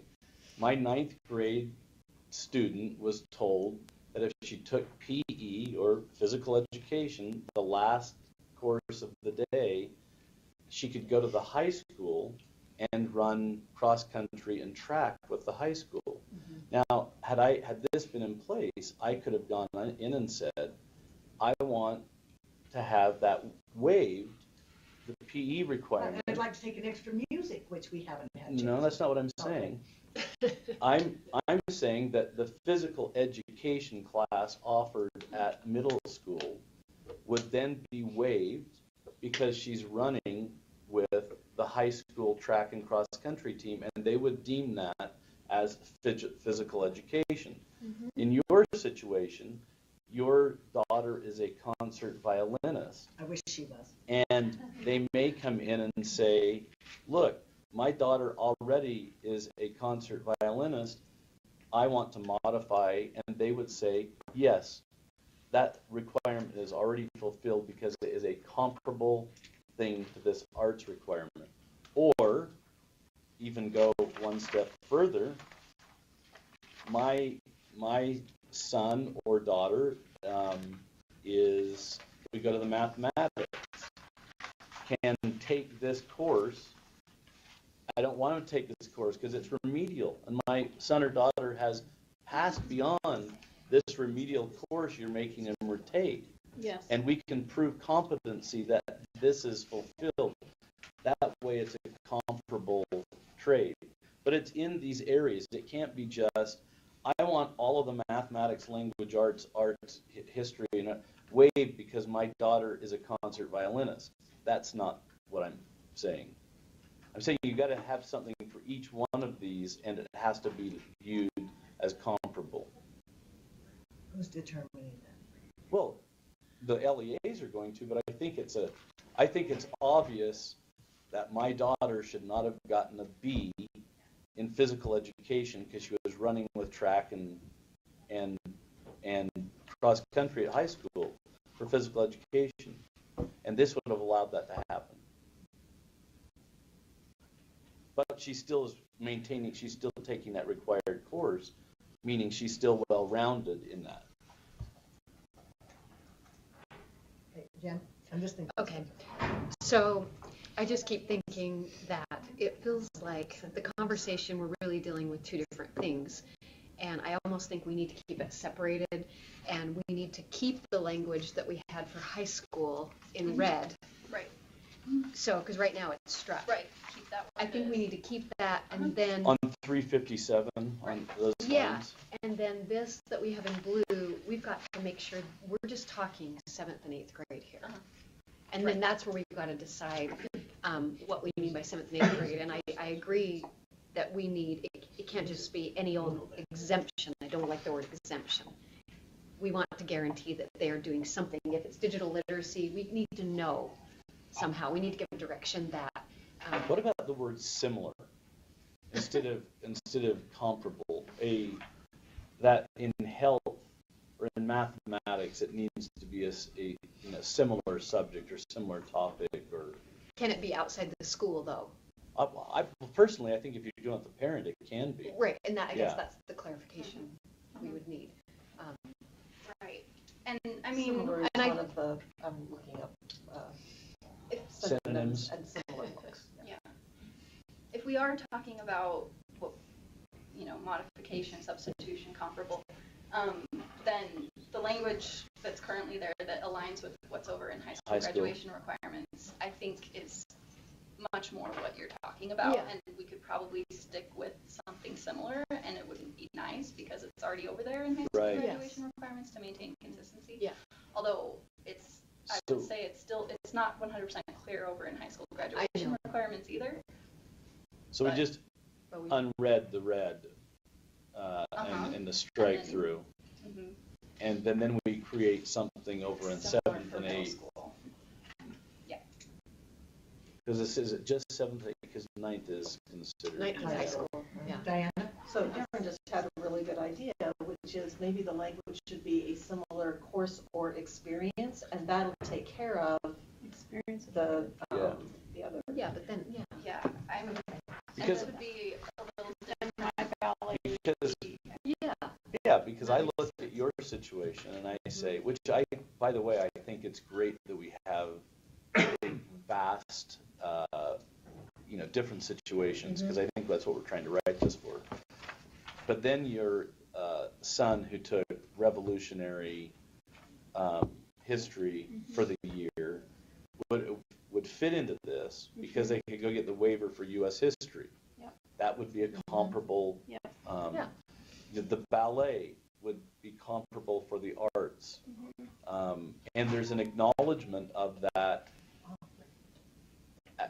or That opera, parent- that that parent, parent yeah. involvement and exceptionalism outside of the classroom, which Yeah. may be way more exceptional than what can be taught to your child in the classroom, because your child is way beyond that. And quite honestly, I wouldn't want your kid in my class. Right. If I'm teaching basic ballet and I've got this child who is sitting in the corner going, oh my gosh, I can't believe we're on plies again. That's not going to be helpful to the rest of the class. So, Or for the student or for the teacher. yeah, for either, yeah. Yes. So I think it's a great, Yes. But then it goes beyond a signature. yes, but it also is doing what we want to do, which Exactly. is the well-rounded education. Exactly. Whole education. Yeah. Yes. I like that. So Gosh, we're geniuses in this community, aren't we? I'm struggling with the You could just come up with language. Tiffany I'm struggling with disagrees. the second half of this, but something like an LEA may substitute a course requirement described above with a course, extracurricular activity, or out of classroom experience that Can an LEA What or did a he just say? parent? What did he just say? She's got that part already. Oh, I have he said that comparable. part. I Okay. mean, Can the experience has to be somewhat similar to the course. Aligned with the course. But the LEA doesn't have to offer it. If a parent says, I have offered my students this experience, an LEA may accept that experience in comparable measure to the standards. Like if I took, But the LEA has to do it, is the problem. well, the LEA, you gotta have some proof, like. Oh, I if see. Sorry. If I took my 8th grader out of the last semester, or I don't know what they call them nowadays, quarter, trimester, the last half of their school year, and I hadn't fulfilled yet the U.S. history, and we went to and visited U.S. history sites, Yeah. and they wrote a paper or something, showed it. Showed a portfolio of. Yeah, I'd be That okay would with that be- with middle school, Right. not with high school, but. Can I just halt this discussion for just 1 second? I would like to introduce this young person here because I'm sure we're traumatizing her from top to bottom. Tell us about you just a little bit, huh? So I'm Savannah Hank. I'm in 9th grade this year, and I'm in FFA art and other science classes like that. What's your project? What do you do in FFA? So recently, For those of you who are non-farmers, that's future farmers. Crystal. I know what FFA is.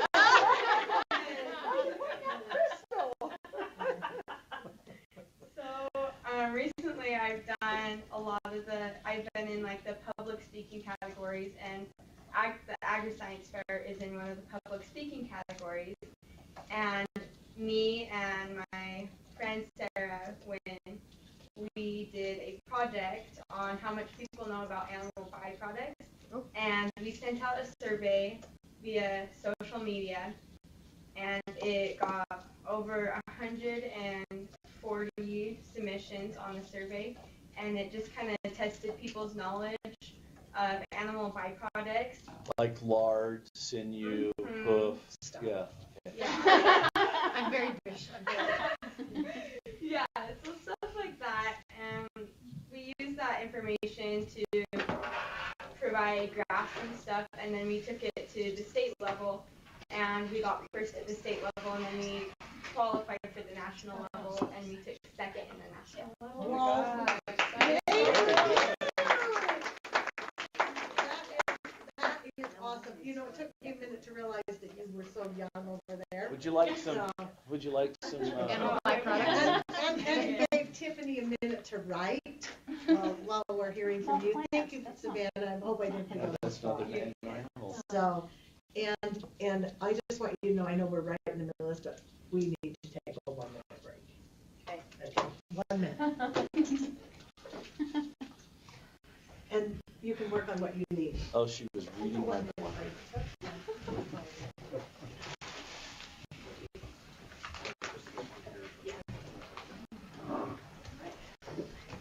So much fun.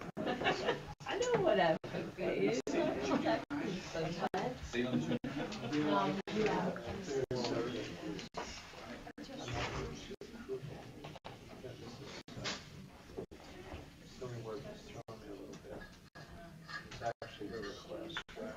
Well, that's part of the reason, like, then in the break room,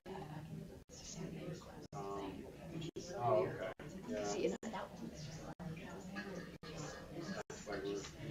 Did you say upon parent request? I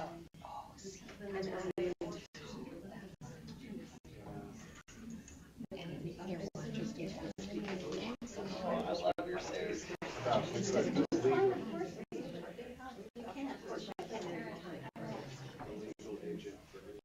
Student may request that they're not open to request.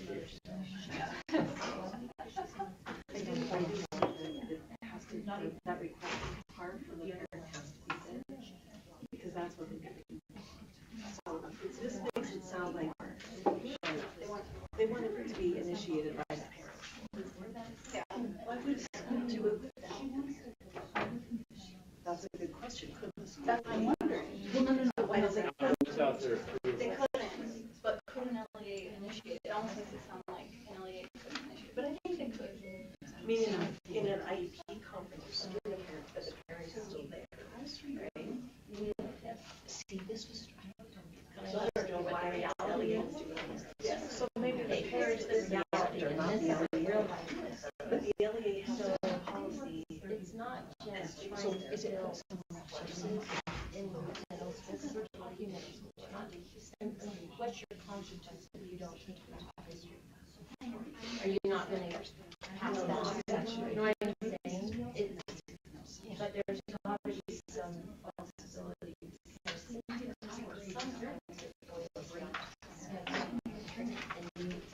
So here we're looking at it again.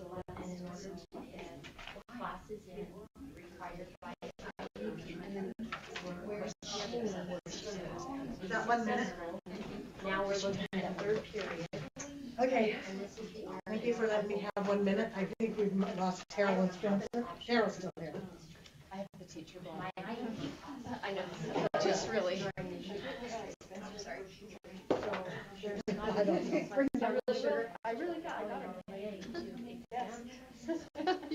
Okay, let's go back. Tiffany, are you ready for us? Are you ready? Sure. To start on this. Darren, you're at the table, but we haven't introduced you. Will you introduce yourself, please? Oh, yeah, so I'm Darren Nielsen, and I am actually a former FFA member. I have some summer agricultural experiences, the whole works. I grew up on a dairy farm, so I relate to that. And, happy to meet you. So my responsibilities in the district, I'm the assistant superintendent over student learning. Of the state. The board. You The said board. district. You haven't Did I say quite district? gotten past that, have you? Yes. I'm working on it. I know. We got heckled at superintendent's meeting, just so you know. Yes. But why? Because we thanked them for allowing you to come. Okay, Tiffany, tell us where we are and what's happening now. So this is a starting point for some language, but I think we should definitely talk about it and maybe take some public comment, because Linda was talking with me about a few things during the break. So upon parental request, an LEA may substitute a course requirement described above with a course extracurricular activity or out of classroom experience. So that is similar to the course requirement.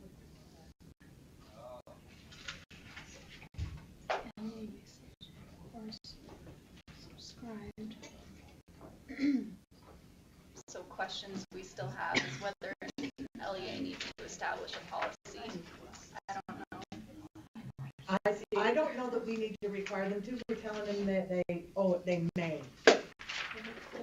I think there have been discussions at points, and especially after the first rule passed, that there could be like groups of students to which modifications apply, and an LEA could establish a policy that says if you have these extracurriculars, they can substitute for this, and then it would be like uniform and everybody. Why is it a may and not a shall? Just throw it on the table. Here's why I like the word may, is it allows local control. So Okay, if but you you're don't saying have, local control, but then they also can say, no, not even, you're going to take this course anyway. and that's true, but you're down to the level where the parents have more access to the policymakers, right? The local school board is a lot closer to the level of the parents. Then you're going to have to make them make a policy. But does the state have to make them, or does the state allow them, and then they work with their local constituency to? If you say an LEA shall establish a policy. Yeah, and that's why I like consistent the with word that. may. Well, you'd have to do shall, do the policy, and then they may substitute.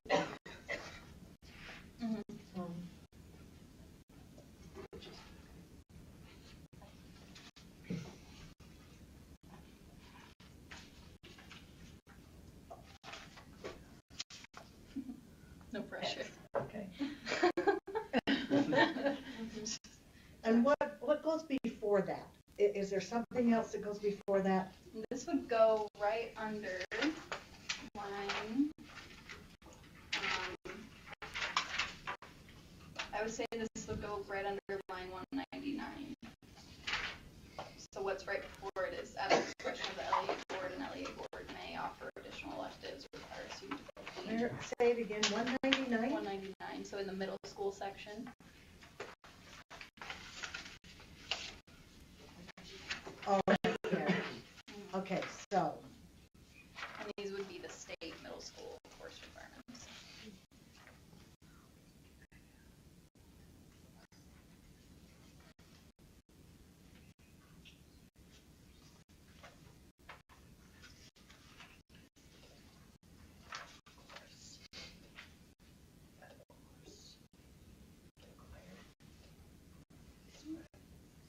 I can't read it now. Oh, sorry. I'm looking at something. No. dead. Should be fine. I can read it now really clearly. One big black. Weird. I'm just using. I'm just trying to make sure that we have parents and the system working hand in hand with extracurricular or I don't think we need to say out of the classroom because it might happen in the classroom. But They that's might the have- course. With the course or extracurricular activity. With the course. Yeah, but it may be, you may be having an experience in an art class that works in a digital class as well, because you might be doing writing music digitally, but that's an art credit. But then you could go to your CTE teacher and say, look what I have created, but it happened to be doing in school. Does that make, I just don't want to limit that. Can't you say, or experience that is similar to a course requirement? Or in and out, or out of a classroom. I don't think you have to say in or out. Okay. What do you think? Maybe I'm being really I think picky. with the course or extracurricular activity. Well, it kind of limits it, because at one point somebody was talking about. Like an experience. Yeah. What if I know, you what just if you said or experience? Yeah, or I didn't say experience. out of the Course, Yeah, it doesn't say. extracurricular activity, or experience. experience. Okay. Yeah. I did it, but it's paused because I'm working on something else. Okay. No, Tiffany. An LEA shall establish a policy This is the part. governing the substitution of a course requirement. Linda, what are your thoughts on that? I think that we still need to provide LEA some flexibility to meet individual student needs. So I was explaining to her with that the logistics, when you're sitting down and you've got a schedule in front of you, it's something that LEA struggle with is still this schedule of courses and FTEs, right? Right. So let's say I'm sitting down with her counselor and we're trying to fill a schedule and her needs, either based on IEP, SEOP, whatever, medical plan, whatever, have a required class. She has to have this class third period, right? To meet her individual needs. And the only comparable course for U.S. history that she should take is also third period. So now Anneli has to decide what's most important for her to take. Now, we're still talking middle school, right? Yeah.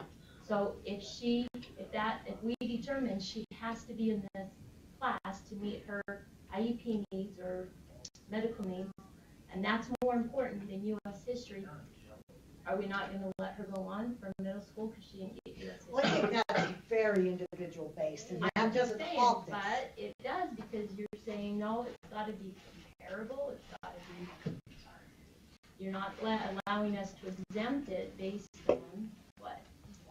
But then you would just show another experience or activity or course. So as long as you're still allowing us that flexibility. But Say that again, again, that Jen, comes I back missed that. down to local control. So, which I think that would be really rare, that there wouldn't be another history class offered another period. You know, has it happened? Yes. Yeah, it happens when you Okay, have and it IEPs. happens. Yeah, and it's hard for me to believe that they would It work with you, happens but, a lot. then couldn't you just say, well, then I will have another course, I will have an extracurricular activity or another experience. What happens a lot in the middle school is that they'll say, well, you are going to take Utah history in high school because it is now required for graduation. You are going to take But I think US that's where history you in hit high the school. local control. Yeah, that's I what do. I'm saying, but you've got to keep that local control in there. And so have we taken that here? Yeah, do you have a local We do control not problem have with that? But we don't have a policy, we have practice, and we allow our schools to develop that practice. But it is not elevated to the level of a policy. When it would come to that, is if we have either we're dictated from this level that a policy needs to be made. Oh, I love Using that the word term, dictated. Okay. Well, if it comes to us either from legislative Just power teasing, yeah, Linda, we're just teasing. rule, right? I mean, yes, that most of our local policies. Okay, so So so you're saying that similar in the course requirement is handcuffing you?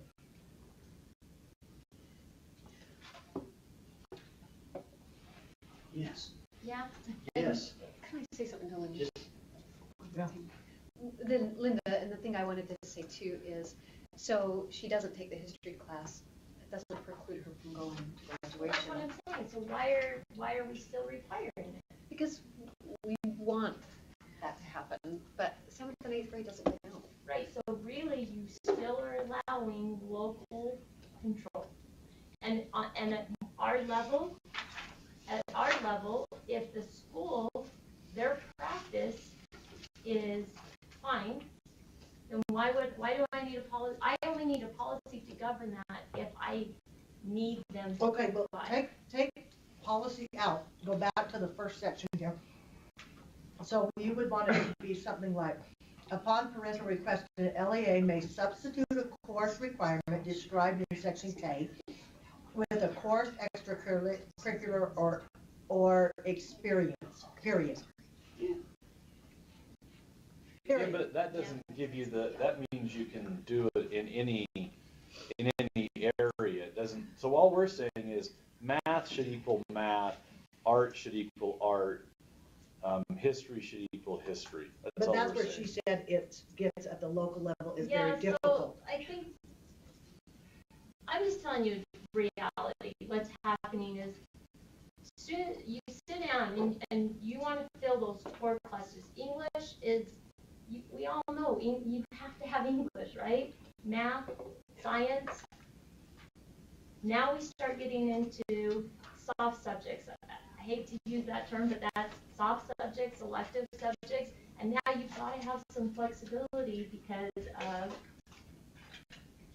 scheduling, because of student needs, because of whatever. So the more requirements we place on that LEA that streamlines them, even though, yes, we want them to do what's right, right? But you would, and you are making my argument for me because you are the reason why we have to do this. Because if you want to waive art altogether or health altogether or math altogether, which is what it sounds like you're saying, that it shouldn't even be a similar course, it can just be completely waived. I'm saying, why would we do that? If we're about students, I don't know. anyone I'm who talks about asking you. that knows me, they'll say, Linda is all about balanced education. You provide a balanced education. And in these rare cases, you have some instances where when you're saying, okay, English, we got English in there, math in there, science in there. We've got this course that fulfills this IEP. We've got this course that, and now I've got to you've got Utah history. Where can we put that in? We can't. She's feeling that, as Linda, tell me if I'm right, she wants all of these things to happen. However, occasionally they collide and the how kid can you can't fit a provide some history in, flexibility? I or a mean, kid I still can't fit an think- art in, right. but they don't have something comparable. They can't fit it because they may have a remedial class and they may have an IEP that requires them to go to here, but doesn't fulfill one of those. Because maybe you've determined in an LEA that reading is most important. So we're going to That's fill it this right there. kid's schedule with reading and language arts and maybe an extra math class And we're but handcuffing we you still with want this. them to have an elective. So are we going to? We got an 8th grader that can't read that needs 2 reading classes. So are we still going to make them take Utah history rather than a music class? I may have a solution. Okay. So what if Oh, sorry, we Jen. picked up the wording that was in the high school piece that we didn't bring over, which is consistent with the student's plan for college and career readiness, which would include IEPs and then that would give the flexibility to deal with specific situations. That one. Right. That Okay. do it? I think so. Okay. Jen? I was just, that's what I was going to say, because I said that earlier, that's what my intent. And then I just want to clarify, when I said 7th and 8th grade doesn't count, I meant in terms of graduation calculation. Right. So I just wanted that on the record, because if you had been in 7th grade. because I'm a you junior would high have said, teacher, "This is not going." and it counts. It counts, but you're trying to prepare. I like Elgin Crew because Yeah. in 7th and 8th grade, we're really trying to prepare them for high school. Right. And if reading and math is a concern, then maybe I want You extra want double reading or and even math, but triple I Right. still want my child to have an elective. But the, So if I'm gonna say, Because they okay, need it let's out. exempt Utah history, knowing you're gonna get it in high school, let's exempt it so you can have an elective, because we're gonna hit reading and math really hard right now. but I would also, yeah, I just be hesitant to do that, because I can see that as, schools want to improve test scores. You take an extra math, you take an extra reading at the expense of their And humanity. never and once things did like I art. say improving test scores. No, I know, but I'm It was saying, always about the student. no, I know you weren't, but I No, can see that But, happening. but I think adding the college and career plan. I do in too. there That's what I might wanted be to the add. answer. So thank Okay. you to both of you for that. Yeah. So Tiffany, are you ready to try again? And then we could Well, take just try again, policy it's out. Then we might be able to take the policy out. Right. Yeah. So I added, Go ahead, Tiff. I added the consistent with the student's plan for college and career readiness, and then, yes, this policy piece. So whether or not an LEA would be required to establish a policy governing the substitution of a course requirement on a case-by-case basis, and then whether we want to give the authority to an LEA to establish a policy governing the substitution of a course requirement for a group of students if the substitution, maintains the integrity and rigor expected for a student to be properly prepared for instruction in grades 9 through 12 and consistent with state law, because there are some state laws that don't allow for just Like Utah history is Yeah. actually Yeah. a statute. Yeah, it's a Right. It's an statute. unfortunate choice. I don't know that we necessarily have to give them the authority. I don't know. LEA may establish policies. You could probably remove 8 and 9, because you're basically giving them the policy above, right? Yeah. Right.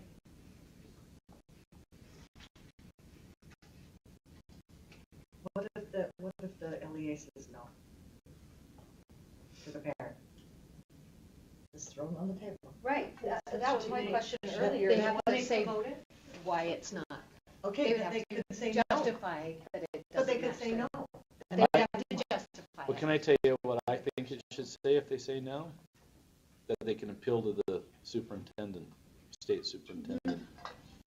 That there's an appeal Yeah. process or a waiver process. That's true.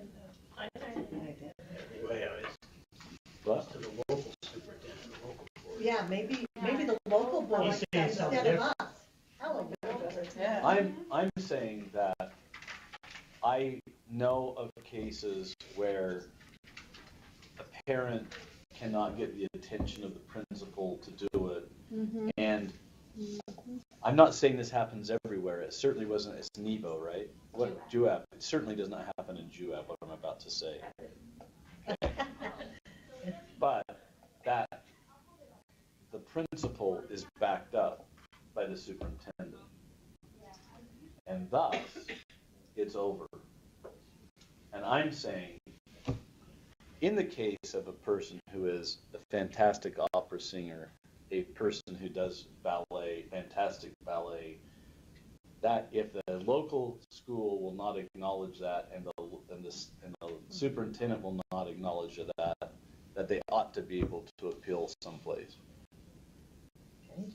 But we may have a situation where the state superintendent would back up the local board and, yeah. I'm just wondering if it should be the local board that looks at this. Because I think they have different eyes than the superintendent does, because. Yeah, I'd take it out of I'd put it local board, Yeah. because I do believe it happens. I believe it happens every day, all day, where they're told. And I think that's what I've been looking for, Spencer, the balance between a parent's right and a system's workings, but it still keeps it at the LEA level, but it puts it at their board. I'm not saying that the boards aren't all led around by the I don't think they are administration. anymore. I think some of them are. I think I you're live in one. Appeal up to the local LEA district board. Yeah, I think the board, but you could bring it before a public hearing if you wanted even. I think if the board doesn't do something, I think if someone's going that far, they're gonna come to us. Well, yeah, but we're powerless in that point. At that point. But I think it's a good idea to allow appeal mechanism. Then you can take out the policies and have it be appealed. You don't need all that stuff. Yeah. Yeah, we don't. Don't they need to develop a policy governing the appeals process? That's their problem. You don't have to create it to make it their problem. They'll have to. But we could create a rule to make it their problem. You said their policy shall Well, include they the don't process. want a policy. Oh, wait, let's read this whole thing now. Okay. Tiffany, read it to us while we look at Would it. you like me to do it in my dramatic reading? Okay. Oh, yes. Maybe it's an English accent. Upon parental request. An LEA may substitute a course requirement described in subsection 10. I think that's not K, right? Oh, I just have. We're just making it up. Subsection X, with a course extracurricular activity or experience that is similar, A, similar to the course requirement, and B, consistent with the student's plan for college and career readiness. Okay, time out. I think that should be an or. I think and is. I think and. Is, yeah. But see, now you're saying again, it has to be similar, where Linda was saying sometimes it can't It's not. be similar. That's, or is a better word. But or could mean that it doesn't need to be consistent Yeah. with the college. Right. Or it could mean, yeah, You wouldn't want that. and then it wouldn't have to be similar to the course requirement. Ballet wasn't a course requirement for college, and I didn't pursue it in college. But it would do an arts would count. So then it's I think 8A, an LEA shall establish governing policy governing the substitution of a course requirement by on a case-by-case basis as described in subsection 7. And then B, an LEA's policy described in subsection 8A shall include a process for a parent to appeal an LEA's denial of a parent's request for a substitution described in subsection 7A to the LEA board or the LEA board designee.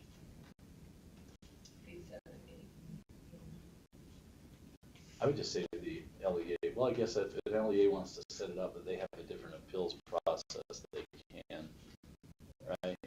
Is that what you went, Tiffany, with that last Yeah, part? and I was copying the language that Angie came up with last month.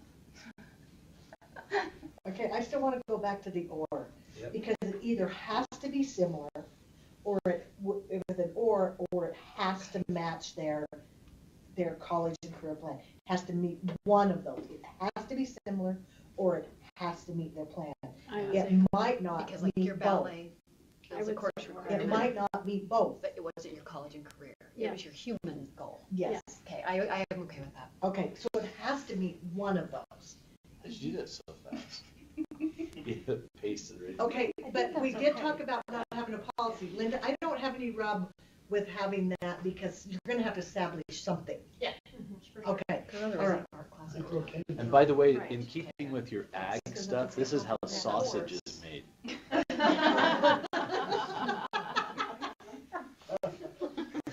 Okay, I just want to say, does anyone else have a comment on this piece right here? Okay, all right, so now what else? Better be good because Mark told us it had to come back perfect. And he's done, but Britt's sending it back to us, he's really done it. Yeah. So, okay, what else are we missing, Miss Tiffany? Have we? She's like, okay. I think you got it. Jen, how are you feeling? I feel good. Okay. You're fixing that one thing back into the high school, right? Yes. That's a part of it. Yeah. Yeah. And, And then we're adding, Let's be also Yes. clear that this doesn't happen that often. No, it's the exception, Right, this is the exception rather than the rule. and that's what we want it to be. Yeah. and we also wanted to add on line 141, something like, let's see, the grades Oh, 7 through 8 general core requirements are Yes, One, one course. then you don't need to yeah, so, put the arts and So physical at least one education. course would be on line 142. So, I asked a principal about this, may I just interject? And he said, is it having to do with one course, meaning a semester? no, doesn't with- matter. it's up to the, it's up to the class. district. Yeah. So it's just up to the class. One course, it's up to the district to decide how that's done. Okay. Do you After your think, whole year. do you think some, which we could, provide clarification in the language or in guidance, would interpret at least one course to mean in grade 7 and 8? In Because grade I think 7 the or intent or. Put or. Yeah. Can I on 161, 162, 163 ask for clarification? So it's at least one course. Oh, that's We moved. fixed We that. already fixed that. That's gonna be all of them. I know, but, so, I get that you're taking that out and you're adding it up in here, but it's a course in the arts and a course in physical education, Mhm. both, Yes. not one or the yes. other. That's why there's, That's why it's gonna be on they're its own separate. Got it, okay. I'm putting arts first because it starts with an A. Just kidding. Should always be first. Yeah. Who said that? I did, of course. She fed that to me and it just came out. I thought Kathy was here too and she'd be shouting. Okay, so, any I would comments by agree with people in the room? Any comments by committee? Do we have a motion? I don't know, is this gonna be perfect enough for Mark? Is that your motion? Yeah. I think this is getting better and better. I would Yes. move, Maybe I it's would getting worse move and that worse. we adopt, RS 277-700 with the revisions discussed today added to revision 1.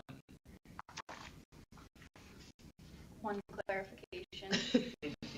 If we say one course in each of the following in grade 7 or 8, which I do think helps clarify, it seems a little strange to have that ahead of grade 7 language arts, grade 8 language arts. Yeah, put it after it. So I'll put it right after, and it'll lead into U.S. history, Utah history, health, college career awareness, arts, PE.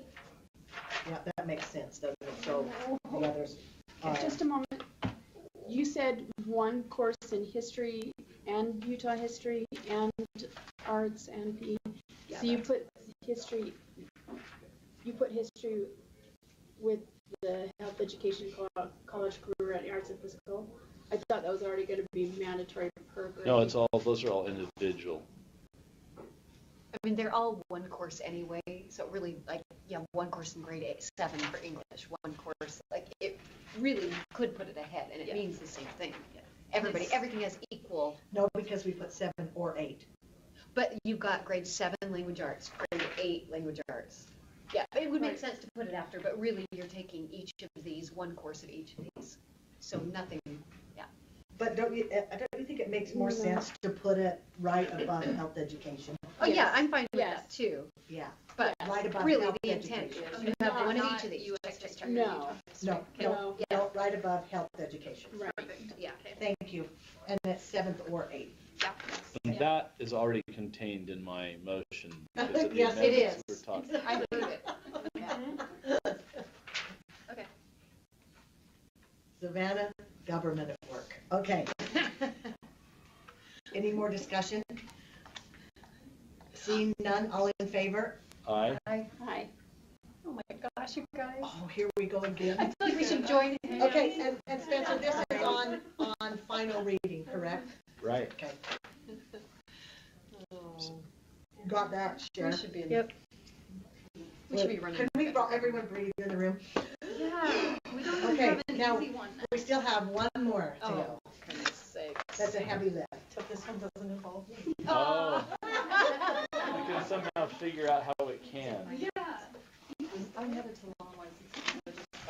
Okay, we are on 3.5, R 277404, and this is the parental opt-out. Tiffany, I think we're on to you again, right? Tiffany, I hope you're getting paid extra. Yeah. Thank you all. Thank you. Okay. So, Chair, which version do you want to consider? So revision 1 is the Which one's printed? version that came out of committee last time. That includes, I think the key piece is on lines 221 to 227, allowing statewide assessment to be considered in a student enrolling in honors AP or IB. So this is the version that came out of committee last time. Okay, so that's what was passed in committee. Yes. We never voted to strike that language in committee last time. No, Well, you're that's looking at the what wrong you're one. looking at. You're looking at the wrong yeah, one. that's She's revision back two. at the one we passed. Oh, Revision one. sorry, Okay. sorry. I'm just all like. I know, I knew we we talked talked about this. Okay. No, I'm like, Lori, you tricked me. Okay, sorry, I'm gonna calm down. I'm gonna calm. I'm not, so you just fit right in. Okay, good, I'm so glad. Okay, thanks, sorry. Okay, so then, now you're looking at revision 2, right? Are you done with Well, one that's the yet? question. 'Cause That is not. yeah, but all that revision 2 does is remove this language. So I Okay, think so let's talk Yes, about that language right. again. So what line is it on? lines 221 to 227.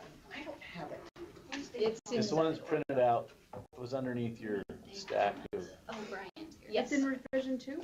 yes, Yeah. that we never voted on. Get any- revision 2. It's in red, 221. Is it That's the revision only 2? Revision 2 is the one Revision that takes 2. out the language. Okay, Revision so 1 keeps it. where's revision 1? Onboard docs. It's on board. I Yes. might not have printed revision one. That's Okay, okay. all right. That's You all just right. know, it's okay. exactly, yeah. Okay, so,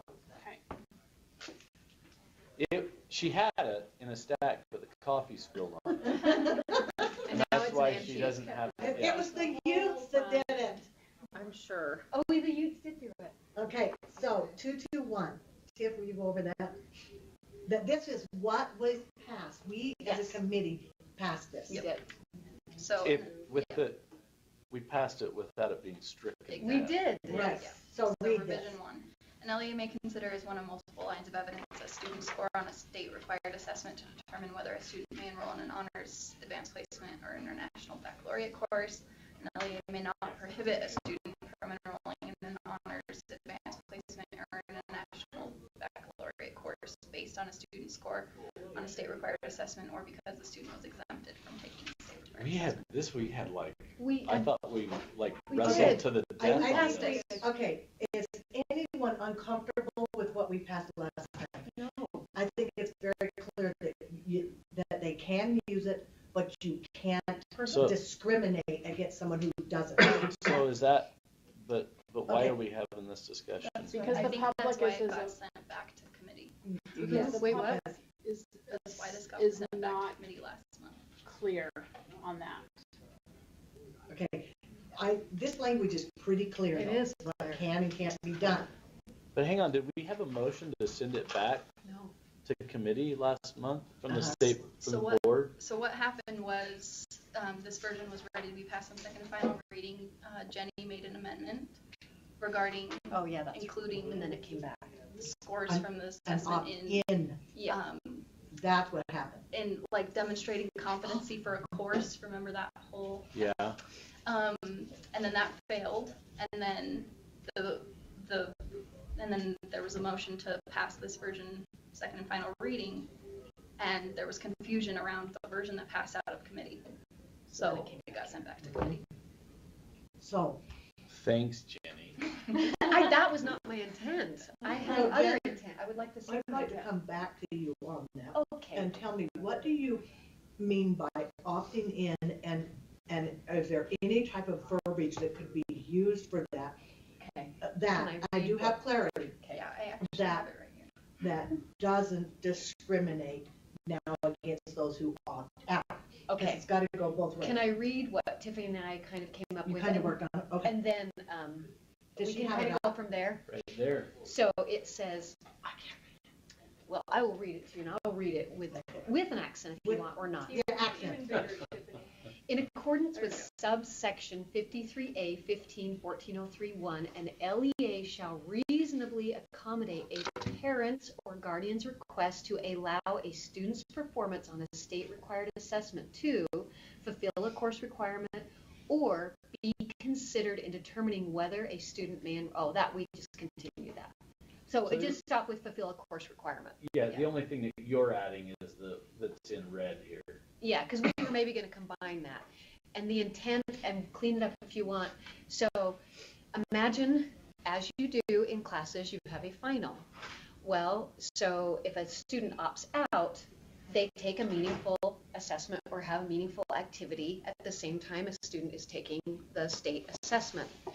If a parent were to opt in and say, you know what, you can use this assessment to demonstrate competency, I'm okay with that, then that test, or I would say that the optional meaningful activity could count too, that test could show competency, so you wouldn't need to take the final. If neither one does well, then you know what, they have another opportunity to just demonstrate competency. But it's wasting our time when we have these state assessments, and I've had parents come to me and say, can't this count? My child demonstrated competency. It's not to hurt anybody who opted out. It's just to say they demonstrated competency on this. Let's quit wasting time and giving them the exact same thing again, rewritten. So it's basically the opposite of. Yeah, I've had so many parents. It's replacing a course, what we just worked on. Well, no, I think that that would be a course requirement. I mean, you could, it would depend on how the LEA or how you wanted to phrase that, but it could be used as one of multiple measures to determine competency in class. And I originally had put that, but you worked with the attorneys and. Okay, so how do we measure if a student takes I'm just going to say SAGE, because that's what we have. If they take the SAGE test, they get X number of points for taking it, or it fulfills a part of the course requirement. And the student who opts out, they now have missed out on 3 points or 10 points or whatever because they didn't. They can either be excused or they can use the meaningful activity. That's what. All you're doing is providing another option. You're just giving me another Jen, you didn't tell me that before. I did. No. Okay. You didn't tell me about being excused. So a student who chooses not to take it doesn't necessarily have to take a different assessment. No, they're just excused. Or the teacher could provide an assessment. Because it can't count so on they're grade, both so we know assessing that. at the same time, but one's a classroom assessment, one's a state assessment, and they're measured the same to find. So you in never told me there was reality, an it's extent giving. on that. Well, I think originally when we first had this discussion, I talked about how some of us have done it with exemption because the state law says I cannot use it on the grade. And I would never penalize a child for opting out. But if a parent says, I want to opt in, I should be able to give the child credit. In reality, a parent could just have a conversation with you about Yes. this. And there's no form needed. You just Well, say, I look, agree, but. you just say, look, my son or daughter does not test well. Jenny, you know that. I do. Can we provide a fulfill a course requirement that would you could use to grade instead of that test? Yeah. And then you would say, yes, because I'm allowed to do that. I would, because the state rule says I can allow you to opt in. This is feeling better. Tell me where. What does it say that we provide them? Is it a meaningful activity? It's not a meaningful test. What's it called there? Yeah, in our other where we one. might have a crossover. So it's on line 309. Okay. Yeah. Or starting with line 307. So an LEA shall ensure that a student who has been exempted from participating in a state-required assessment under this section is provided with an alternative learning experience if the student is in attendance during test administration. A learning experience. Do we so want to it could be a test. It could be. That's what it I could do. be that the teacher has created, and then they could be graded simultaneously to determine if they go into honors or whatever. That actually changed it to similar learning experience if we're getting to what you said. Well, because Similar think to about what, what a though? teacher. I don't think you want to make it similar to SAGE. Yeah, I don't think you have to do that, but because it should be core line and think about what you want to do as a teacher. You want to know if this child has met the requirements, if they're adequate, they are proficient in what you're teaching, they're a good writer, or whatever your subject is. As a teacher, I want to know so I can say, yes, I've done my job. And if I'm not doing that, if I don't know where they are at the end of the year, then I'm not doing my job. Okay, This so meaningful Lisa, how does activity or that learning feel to you? activity has to show me that I have given them what they need. I'm still thinking. Because courses have tests anyway. It's the state assessment you don't like, but you don't mind other assessments. No, not classroom assessment. And this just gives another option. Right. Instead of having to take 2 tests, you take 1. It's magic. So if they, So that fulfills the requirement of not punishing? There's no punishment. Is that considered a punishment though? Which to take a classroom assessment, I'd say no. because that's what We have to give them some meaningful experience anyway. So why wouldn't you do an exam, and then that would be check off for the final for those who want to take SAGE and those who don't want to take SAGE. That'd be a check off for both of them. And I can give you a more specific example if that would help. Go. So, okay. But Jenny's an No. excellent This, teacher. it's not about that. No, It's that's about, what I'm saying, but it's you about are an excellent teacher. So, I've never disputed. and you might, if you came to my classroom, you might be like, No, somebody but we needs know to what get. Jenny's going to do, and it's the other things that might. Okay, so at the beginning of the year, we did a pre-assessment, like you do. Whether you Like use the, some do. yeah, well, like teachers, many do. Okay, so whether it's the interim test that you take with SAGE, or I have written a test myself that goes along with the standards, and they're reading passages and they're using textual evidence. We also do a pre-assessment with their reading ability. So those, and I had a bunch opt out last year, and there's no punishment. But instead of taking the SAGE test, I said, okay, I'm going to give you either the same pre-assessment or the reading assessment. I want to see if you've made growth. I want to see if you've improved. And in my mind, I thought, why? So those who opted out, those who improved, I said, I know you're competent. I know you've improved. I do not need to give you a final. Just like those who took the SAGE test, if they were a 3 and a 4, I said, good for you. Why would we waste our time and your time and take another final? Yes. You both showed competency. Okay, Let's do a different meaningful activity. But wait, I don't want to forget, don't hold. Okay. But, Jen, in that case, if your child takes the SAGE and they get a 2 and you make them take the final, but the one who got a 3, aren't you showing him punishment? I'm not showing a punishment because I'm giving them another chance to show competency. I'm showing another way to show competency. I'm just trying to think of the rule. No, I'm playing the devil's advocate. Because so there's not, the SAGE isn't graded, but I'm going to give a final assessment, and those who showed proficient, they're excused from the final assessment. Everybody takes the final assessment unless they've already shown competency. Right. I'm giving them another chance. It's just a different way. I'm giving them another chance to show reading competency. it in reverse. Okay. I like that because, the kids that do take SAGE, they have to sit through it. They want it to be meaningful. Right. Well, not only that, but they have to sit through it. Uh-huh. And then if they have to take another meaningful assignment and somebody gets out, I think kids would. They would care. It would make our data. Well, not only that, but why do we want to make a kid sit, like you said, through 2 different exams? No.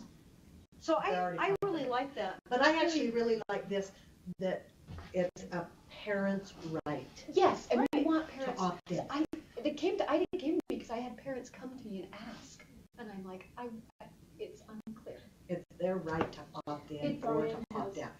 Now, Now, what are you doing, Brian? Oh my gosh, she's showing off his legal authority. so the word reasonably, Jenny, do you have any concern that might be a battleground between a parent who says, my proposed accommodation is reasonable, and the teacher that says, no, your proposed accommodation is not reasonable? I'm okay with taking out reasonably. Well, I don't want to take it out. It's used Yeah. all the time, but I would just anticipate you potentially have a battle with a parent and teacher. What would that look like? Like, So give me an if example. you removed reasonably, it Then there's no Required. More discretion. pressure, yeah, there's no discretion on the LEA. And yeah, then the And teacher this has to is accept the parallel proposal. language to the parental rights Why would a statute. teacher, I'm just trying to figure out why a teacher wouldn't. Yeah, why wouldn't the teacher Why wouldn't the accept the teacher say, proposal "Oh, for a right." kid to take a state test? What if Help the me. parent says, my kid watched this Okay. documentary and that's good enough to. No. But the teacher said, but it's an 8 hour, it's a Ken Burns documentary. Wait, so it should but be- this is to reasonably accommodate a parent's request to allow a student's performance on a state-required assessment. It's not to watch an 8-hour documentary to count for the I'm state just assessment. kinda, No, Okay. but right, Think. am I right on that? I just wanna make sure you're okay with. But why do we need reasonably? Why don't you just, they shall accommodate? I guess, okay, I'm just trying to think about a teacher. What if you had a student who like sits and he does nothing because these things happen, and then he's a really good test taker, and the parent's like, you know what, I want that test to give him a good grade. Okay, well then he already has the competence. Well, see, and that's how I feel, but I'm trying to think about, so I'm fine with it. I think it kind of depends on how specific you are with the language, because right now, what they're allowing the student's performance on the assessment to fulfill is a course requirement. So I agree. So there's a lot of discretion for the parent then, to, especially if you remove reasonably, to say, I want it to fill this course requirement, where my student did really poorly, and maybe it doesn't have a lot to do with the SAGE, the statewide assessment. And now suddenly the teacher's being forced to replace this course requirement.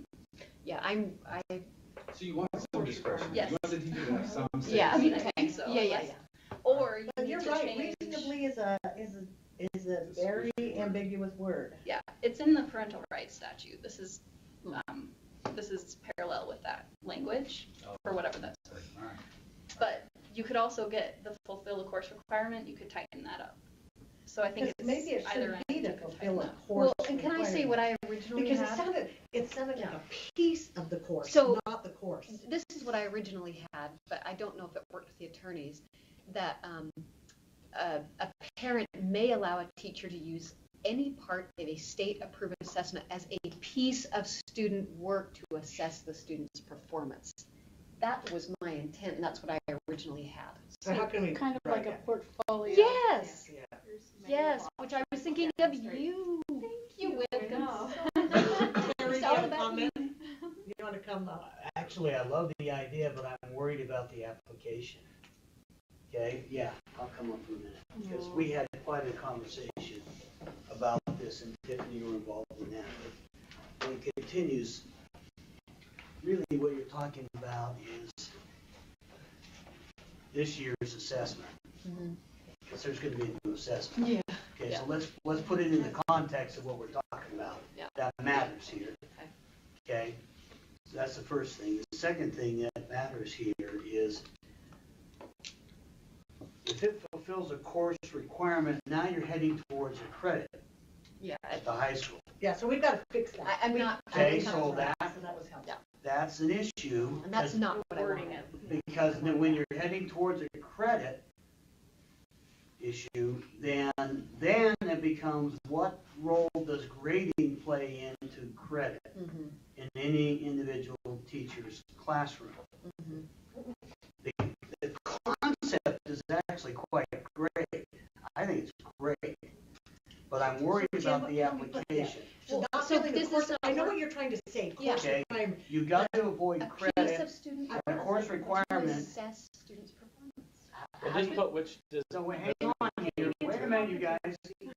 Any course requirement leads to a credit at the high school. Yeah, Or it can't say course. See, You can't. I know, but you gotta be careful, because in reality, what you're gonna end up seeing from time to time is teachers saying, well, this is, they're gonna get pressured on the grade issue here. I'm just telling you flat out, I believe they will be pressured big time on the grade issue here. But, so we just But need it to doesn't say fix to that. give So them a Tiffany, grade. what do you think Well, I could go know there? that. Yeah, no, I know. You I know didn't what mean that. Jenny's, I know you Until didn't mean it, but concept. I know that's what will happen. So, can I go Can back I to move to competency? So here are a couple of other options. Demonstrate mastery of course content for course credit, or earn credit for a course. I'm not sure what we're okay with. An and what we're not assignment? okay with. Multiple kind of Competency. evidence. an assignment? But what does that mean? That was the issue we had yesterday, Yes. exactly that. And assignments, but how is that not a course requirement? Yeah, but because the term there, It's the course, term. people are thinking it's the whole Yeah, they're thinking course the whole course. instead of a piece of the course. An assignment. So that, we're just trying to give more clarity that it's not the As whole one of- course, it's part Okay, of a, yes. maybe part of a course requirement. Yes. Yes. We'd still have to think about this before, but maybe it's okay, where we're not, where there's, the parent can come and say, like, I want it to replace this course requirement. But it could replace it. Oh my goodness. So if we're moving towards personalized learning or competency-based. Oh my, it's really about a menu of options. Yes, Student that's can what I actually do. It's a menu of options. And this is one of the options. that the student can select, demonstrate. I love that dictionary, it's beautiful. And then the student can say, I want to use this, this, and this, but not that and that. It really speaks to Because I'm not a good test taker. learning, Okay, so what can we put there? So would you say that again, because that was kind of good. Okay. I mean, Kind of. I mean, I'm in that area, by the way. That was kind of good. That was kind of legit. So if we're moving towards personalized learning and competency-based, then as a teacher describes a syllabus as to what fulfills course requirements, a student can select from a menu of options to say, this is what I'm going to do to demonstrate competency in this course. And they can select that as an option to demonstrate that as a line of evidence. And if a parent opts in, And the they sign state a disclosure assessment as can be one of the menus. If a parent doesn't, But what you did you choose say, others. can fulfill one of the lines of evidence Yes. for course completion? Yes, yes, yes, yes, yes, yes, remember that. Did you record that? Course completion. Tiffany, We did you got hear it. her? Can fulfill a line of evidence towards course completion. Do you really need line of evidence? Can't you just put, Oh, Can- how about fulfill a requirement in a course? A requirement in a course. There we go. Okay. yeah, can fulfill a Laura? requirement? I don't. So then you're, I mean, Brian. so then you're promoting Does that work? student-led education. Well, yeah. always within a parent. yeah, parent Yeah. has to. Right, It but, is parent student choice. led. but is Personalized. Yes, and personalized so student you led. give parents the right to opt out or opt in, And the student. and the student the right to opt With the out. parental oversight. Yes, yes. Leanne, you have something you want to say? Come on up. Go there. Parent who opts in. Are you an I'm an opt-in parent, okay? So, I love in the past, when it could not be used as a final, then my kid is punished because he has to take 2 tests. Right. And then the other parents who opt out say, well, that's not fair, because my kid has to take it. Well, yeah, your kid only had to take 1 test. Uh-huh. So this gives the option for those of us who opt in, who It actually gives a lot more parental who control. appreciate the data, who appreciate the data, who have seen all the questions, who have sat through 80 hours of stage questions. Well, there's only a few of you, Leanne. Yeah, one of those people. The question I have is, Okay. we don't, as parents, get that data right away. We get it at the beginning of the next year. You should get it sooner. So, You see that Darren sitting right behind you? He's in charge of that now. it just depends on when it becomes available. So in order for parents to have that option to say, hey, I have a math whiz kid. He was also a Common Core baby who started in kindergarten with Common Core. He can do math like none of my other 4. So Yeah, his math is a 4. So of course, I would love to be able to use that, but I need to know that sooner. Tell Darren right behind you. So parents need to have that, and that's really a district when they release it. Yeah. That is a district, it's an elementary issue, because they don't Sometimes. always, yeah, they there's don't always a few put it things. on our canvas right Well, away. it's gonna be long, this year probably quicker, and then the next year's gonna be long, Yeah, because but it's being anyway, maintained. That was brilliantly It's said. not a new thing, it's new, just a provider, same questions. That's what I understood, but that's another subject. That's our other subject. Tiffany. Leanne, thank you. I know. Do we need to state that this can only occur if the student demonstrates proficiency? I'm just trying to think through a situation where maybe. They would choose. Well, I'm Yeah, just trying yeah. to think through a situation where they got a 1 or 2 and the parent is trying to Fulfill a requirement say, in a course as they show proficiency. But then they would just take another Yeah, but, institutional. but you're competency. saying they would, but a parent may say they took this test. No, So I want so you're this to saying count. they have to, like, it, no. They've got to show competency. Yeah, so should it say if Yeah. the student demonstrates Yeah, proficiency? Proficiency, Yeah. sorry, no Yeah. competency. Thank you. Yeah. Thanks. Yeah, thanks. Holy Hannah, these are 3 big lifts. My committee, I love you. Wipe your brows with your washcloth. I know. So let's just make a motion, and I think we're ready for that. I think we're ready. Tiffany, I'm just making sure. Tiffany, do you have any other slots? So Okay, this- so Jen, we're going to you, babe. Okay, I move that we accept R277404 with new revisions on second And final. and final reading and to put before the full board. It's actually a first reading, and we'll present to them on second and final. Okay, great, yeah, first reading and present is to the board for first second and final. This is about the 10th reading. I was gonna say, I thought this was more than two. Yeah, but the Yeah, new got it, revisions. got it. So, Got it. to be clear about your motion, Don't this- ruin it, Spencer. this is, So that was a motion to revision 1. right, so this is Wait not for the- struck yeah, through. exactly. The only thing the new from what we had is this This. in red. Okay, so we're going back to revision 1. Yep. Yes, with that. Yep. Okay. I don't have to second it, but I'll vote for it. Okay. Oh, please. Any more discussion by committee? All in favor? I. Aye.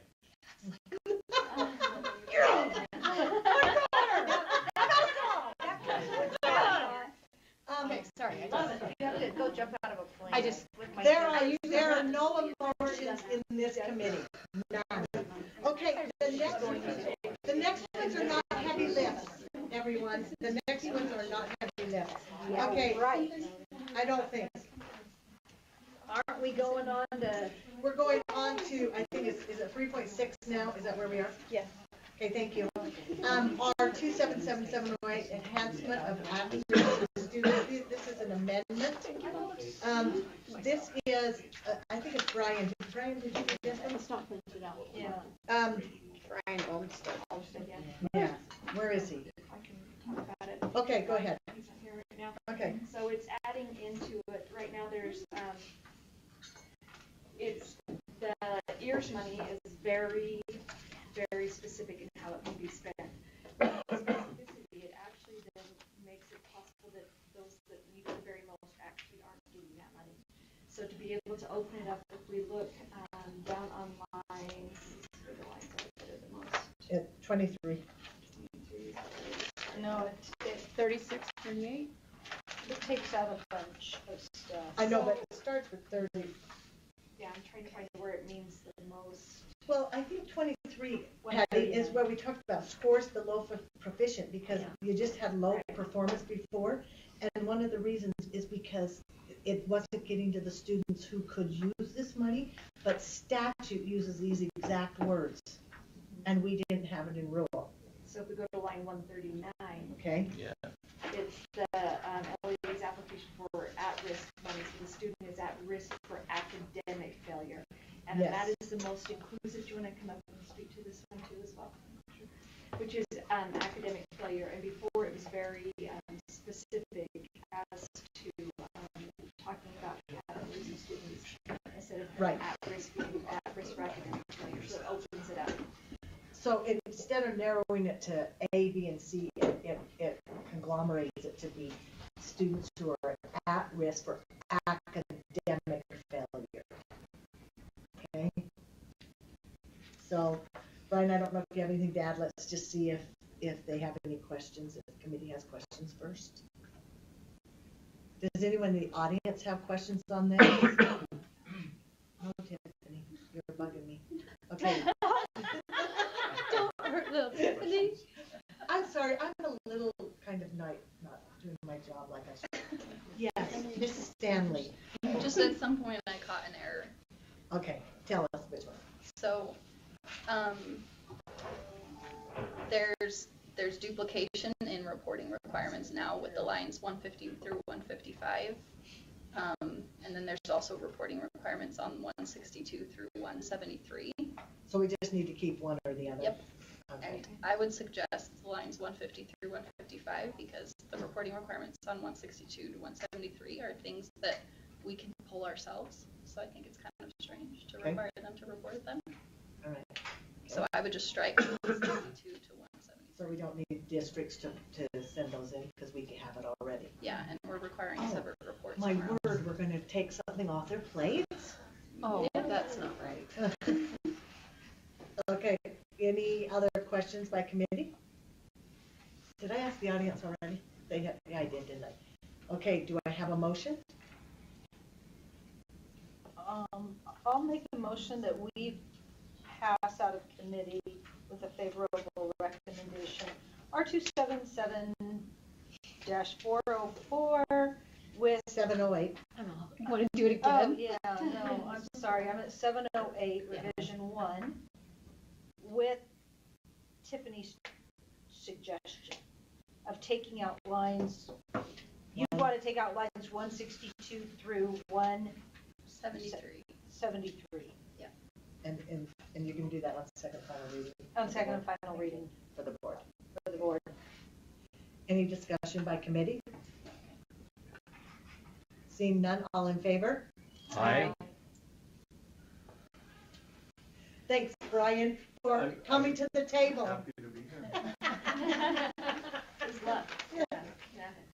Good thing we've had this discussion.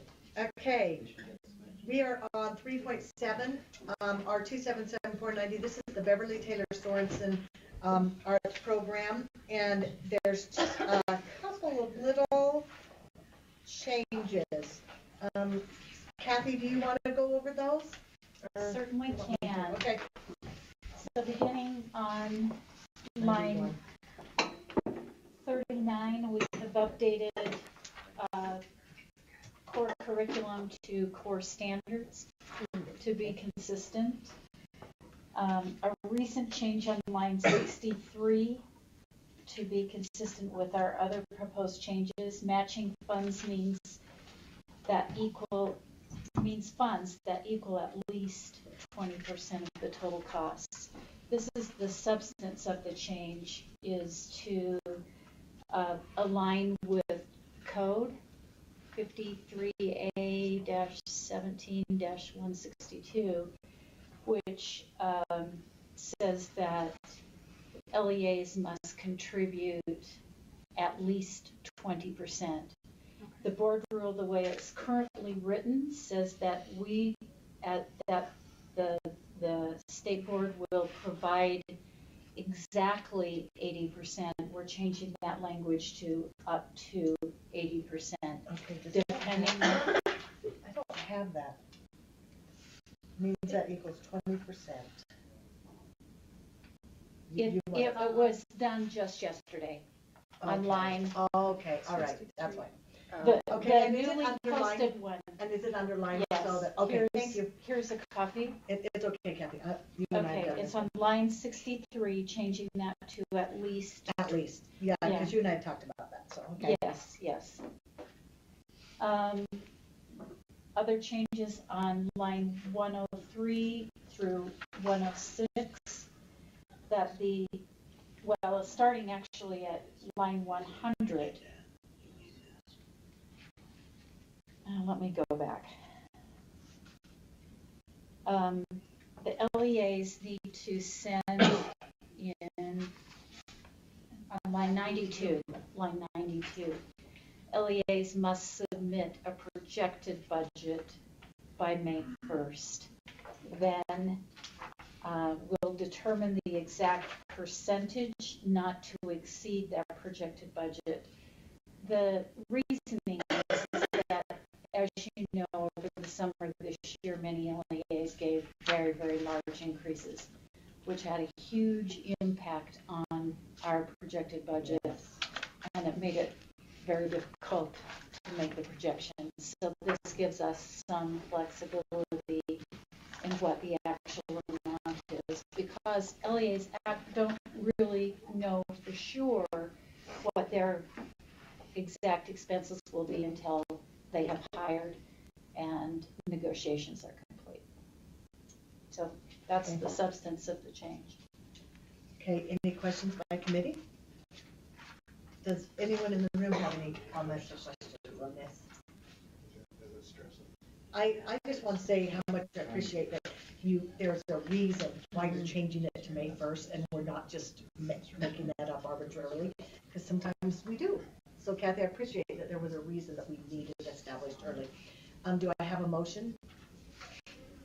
I move that we approve R277490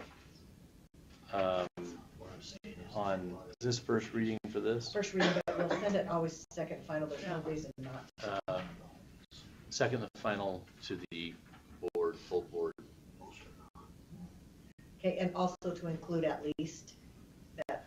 Oh, Yeah, it's- that's a it's copy, in yeah, it. I forgot. Okay, any more discussion? All in favor? Aye. Thank you. Thank you. Jolie, thanks for all your comments. The support. Okay. Okay, 3.8, R2, oh, no. This is all alternate. Yeah, I have to turn here, yeah. The alternate science standards, I was really interested in because the science standards were updated in grades 6 through 8, but this, we didn't update them for our special ed kids. Now, let's just be really clear, this isn't all special ed students. This is ones that used to be called what's it called now, Liv? The DLM students that are,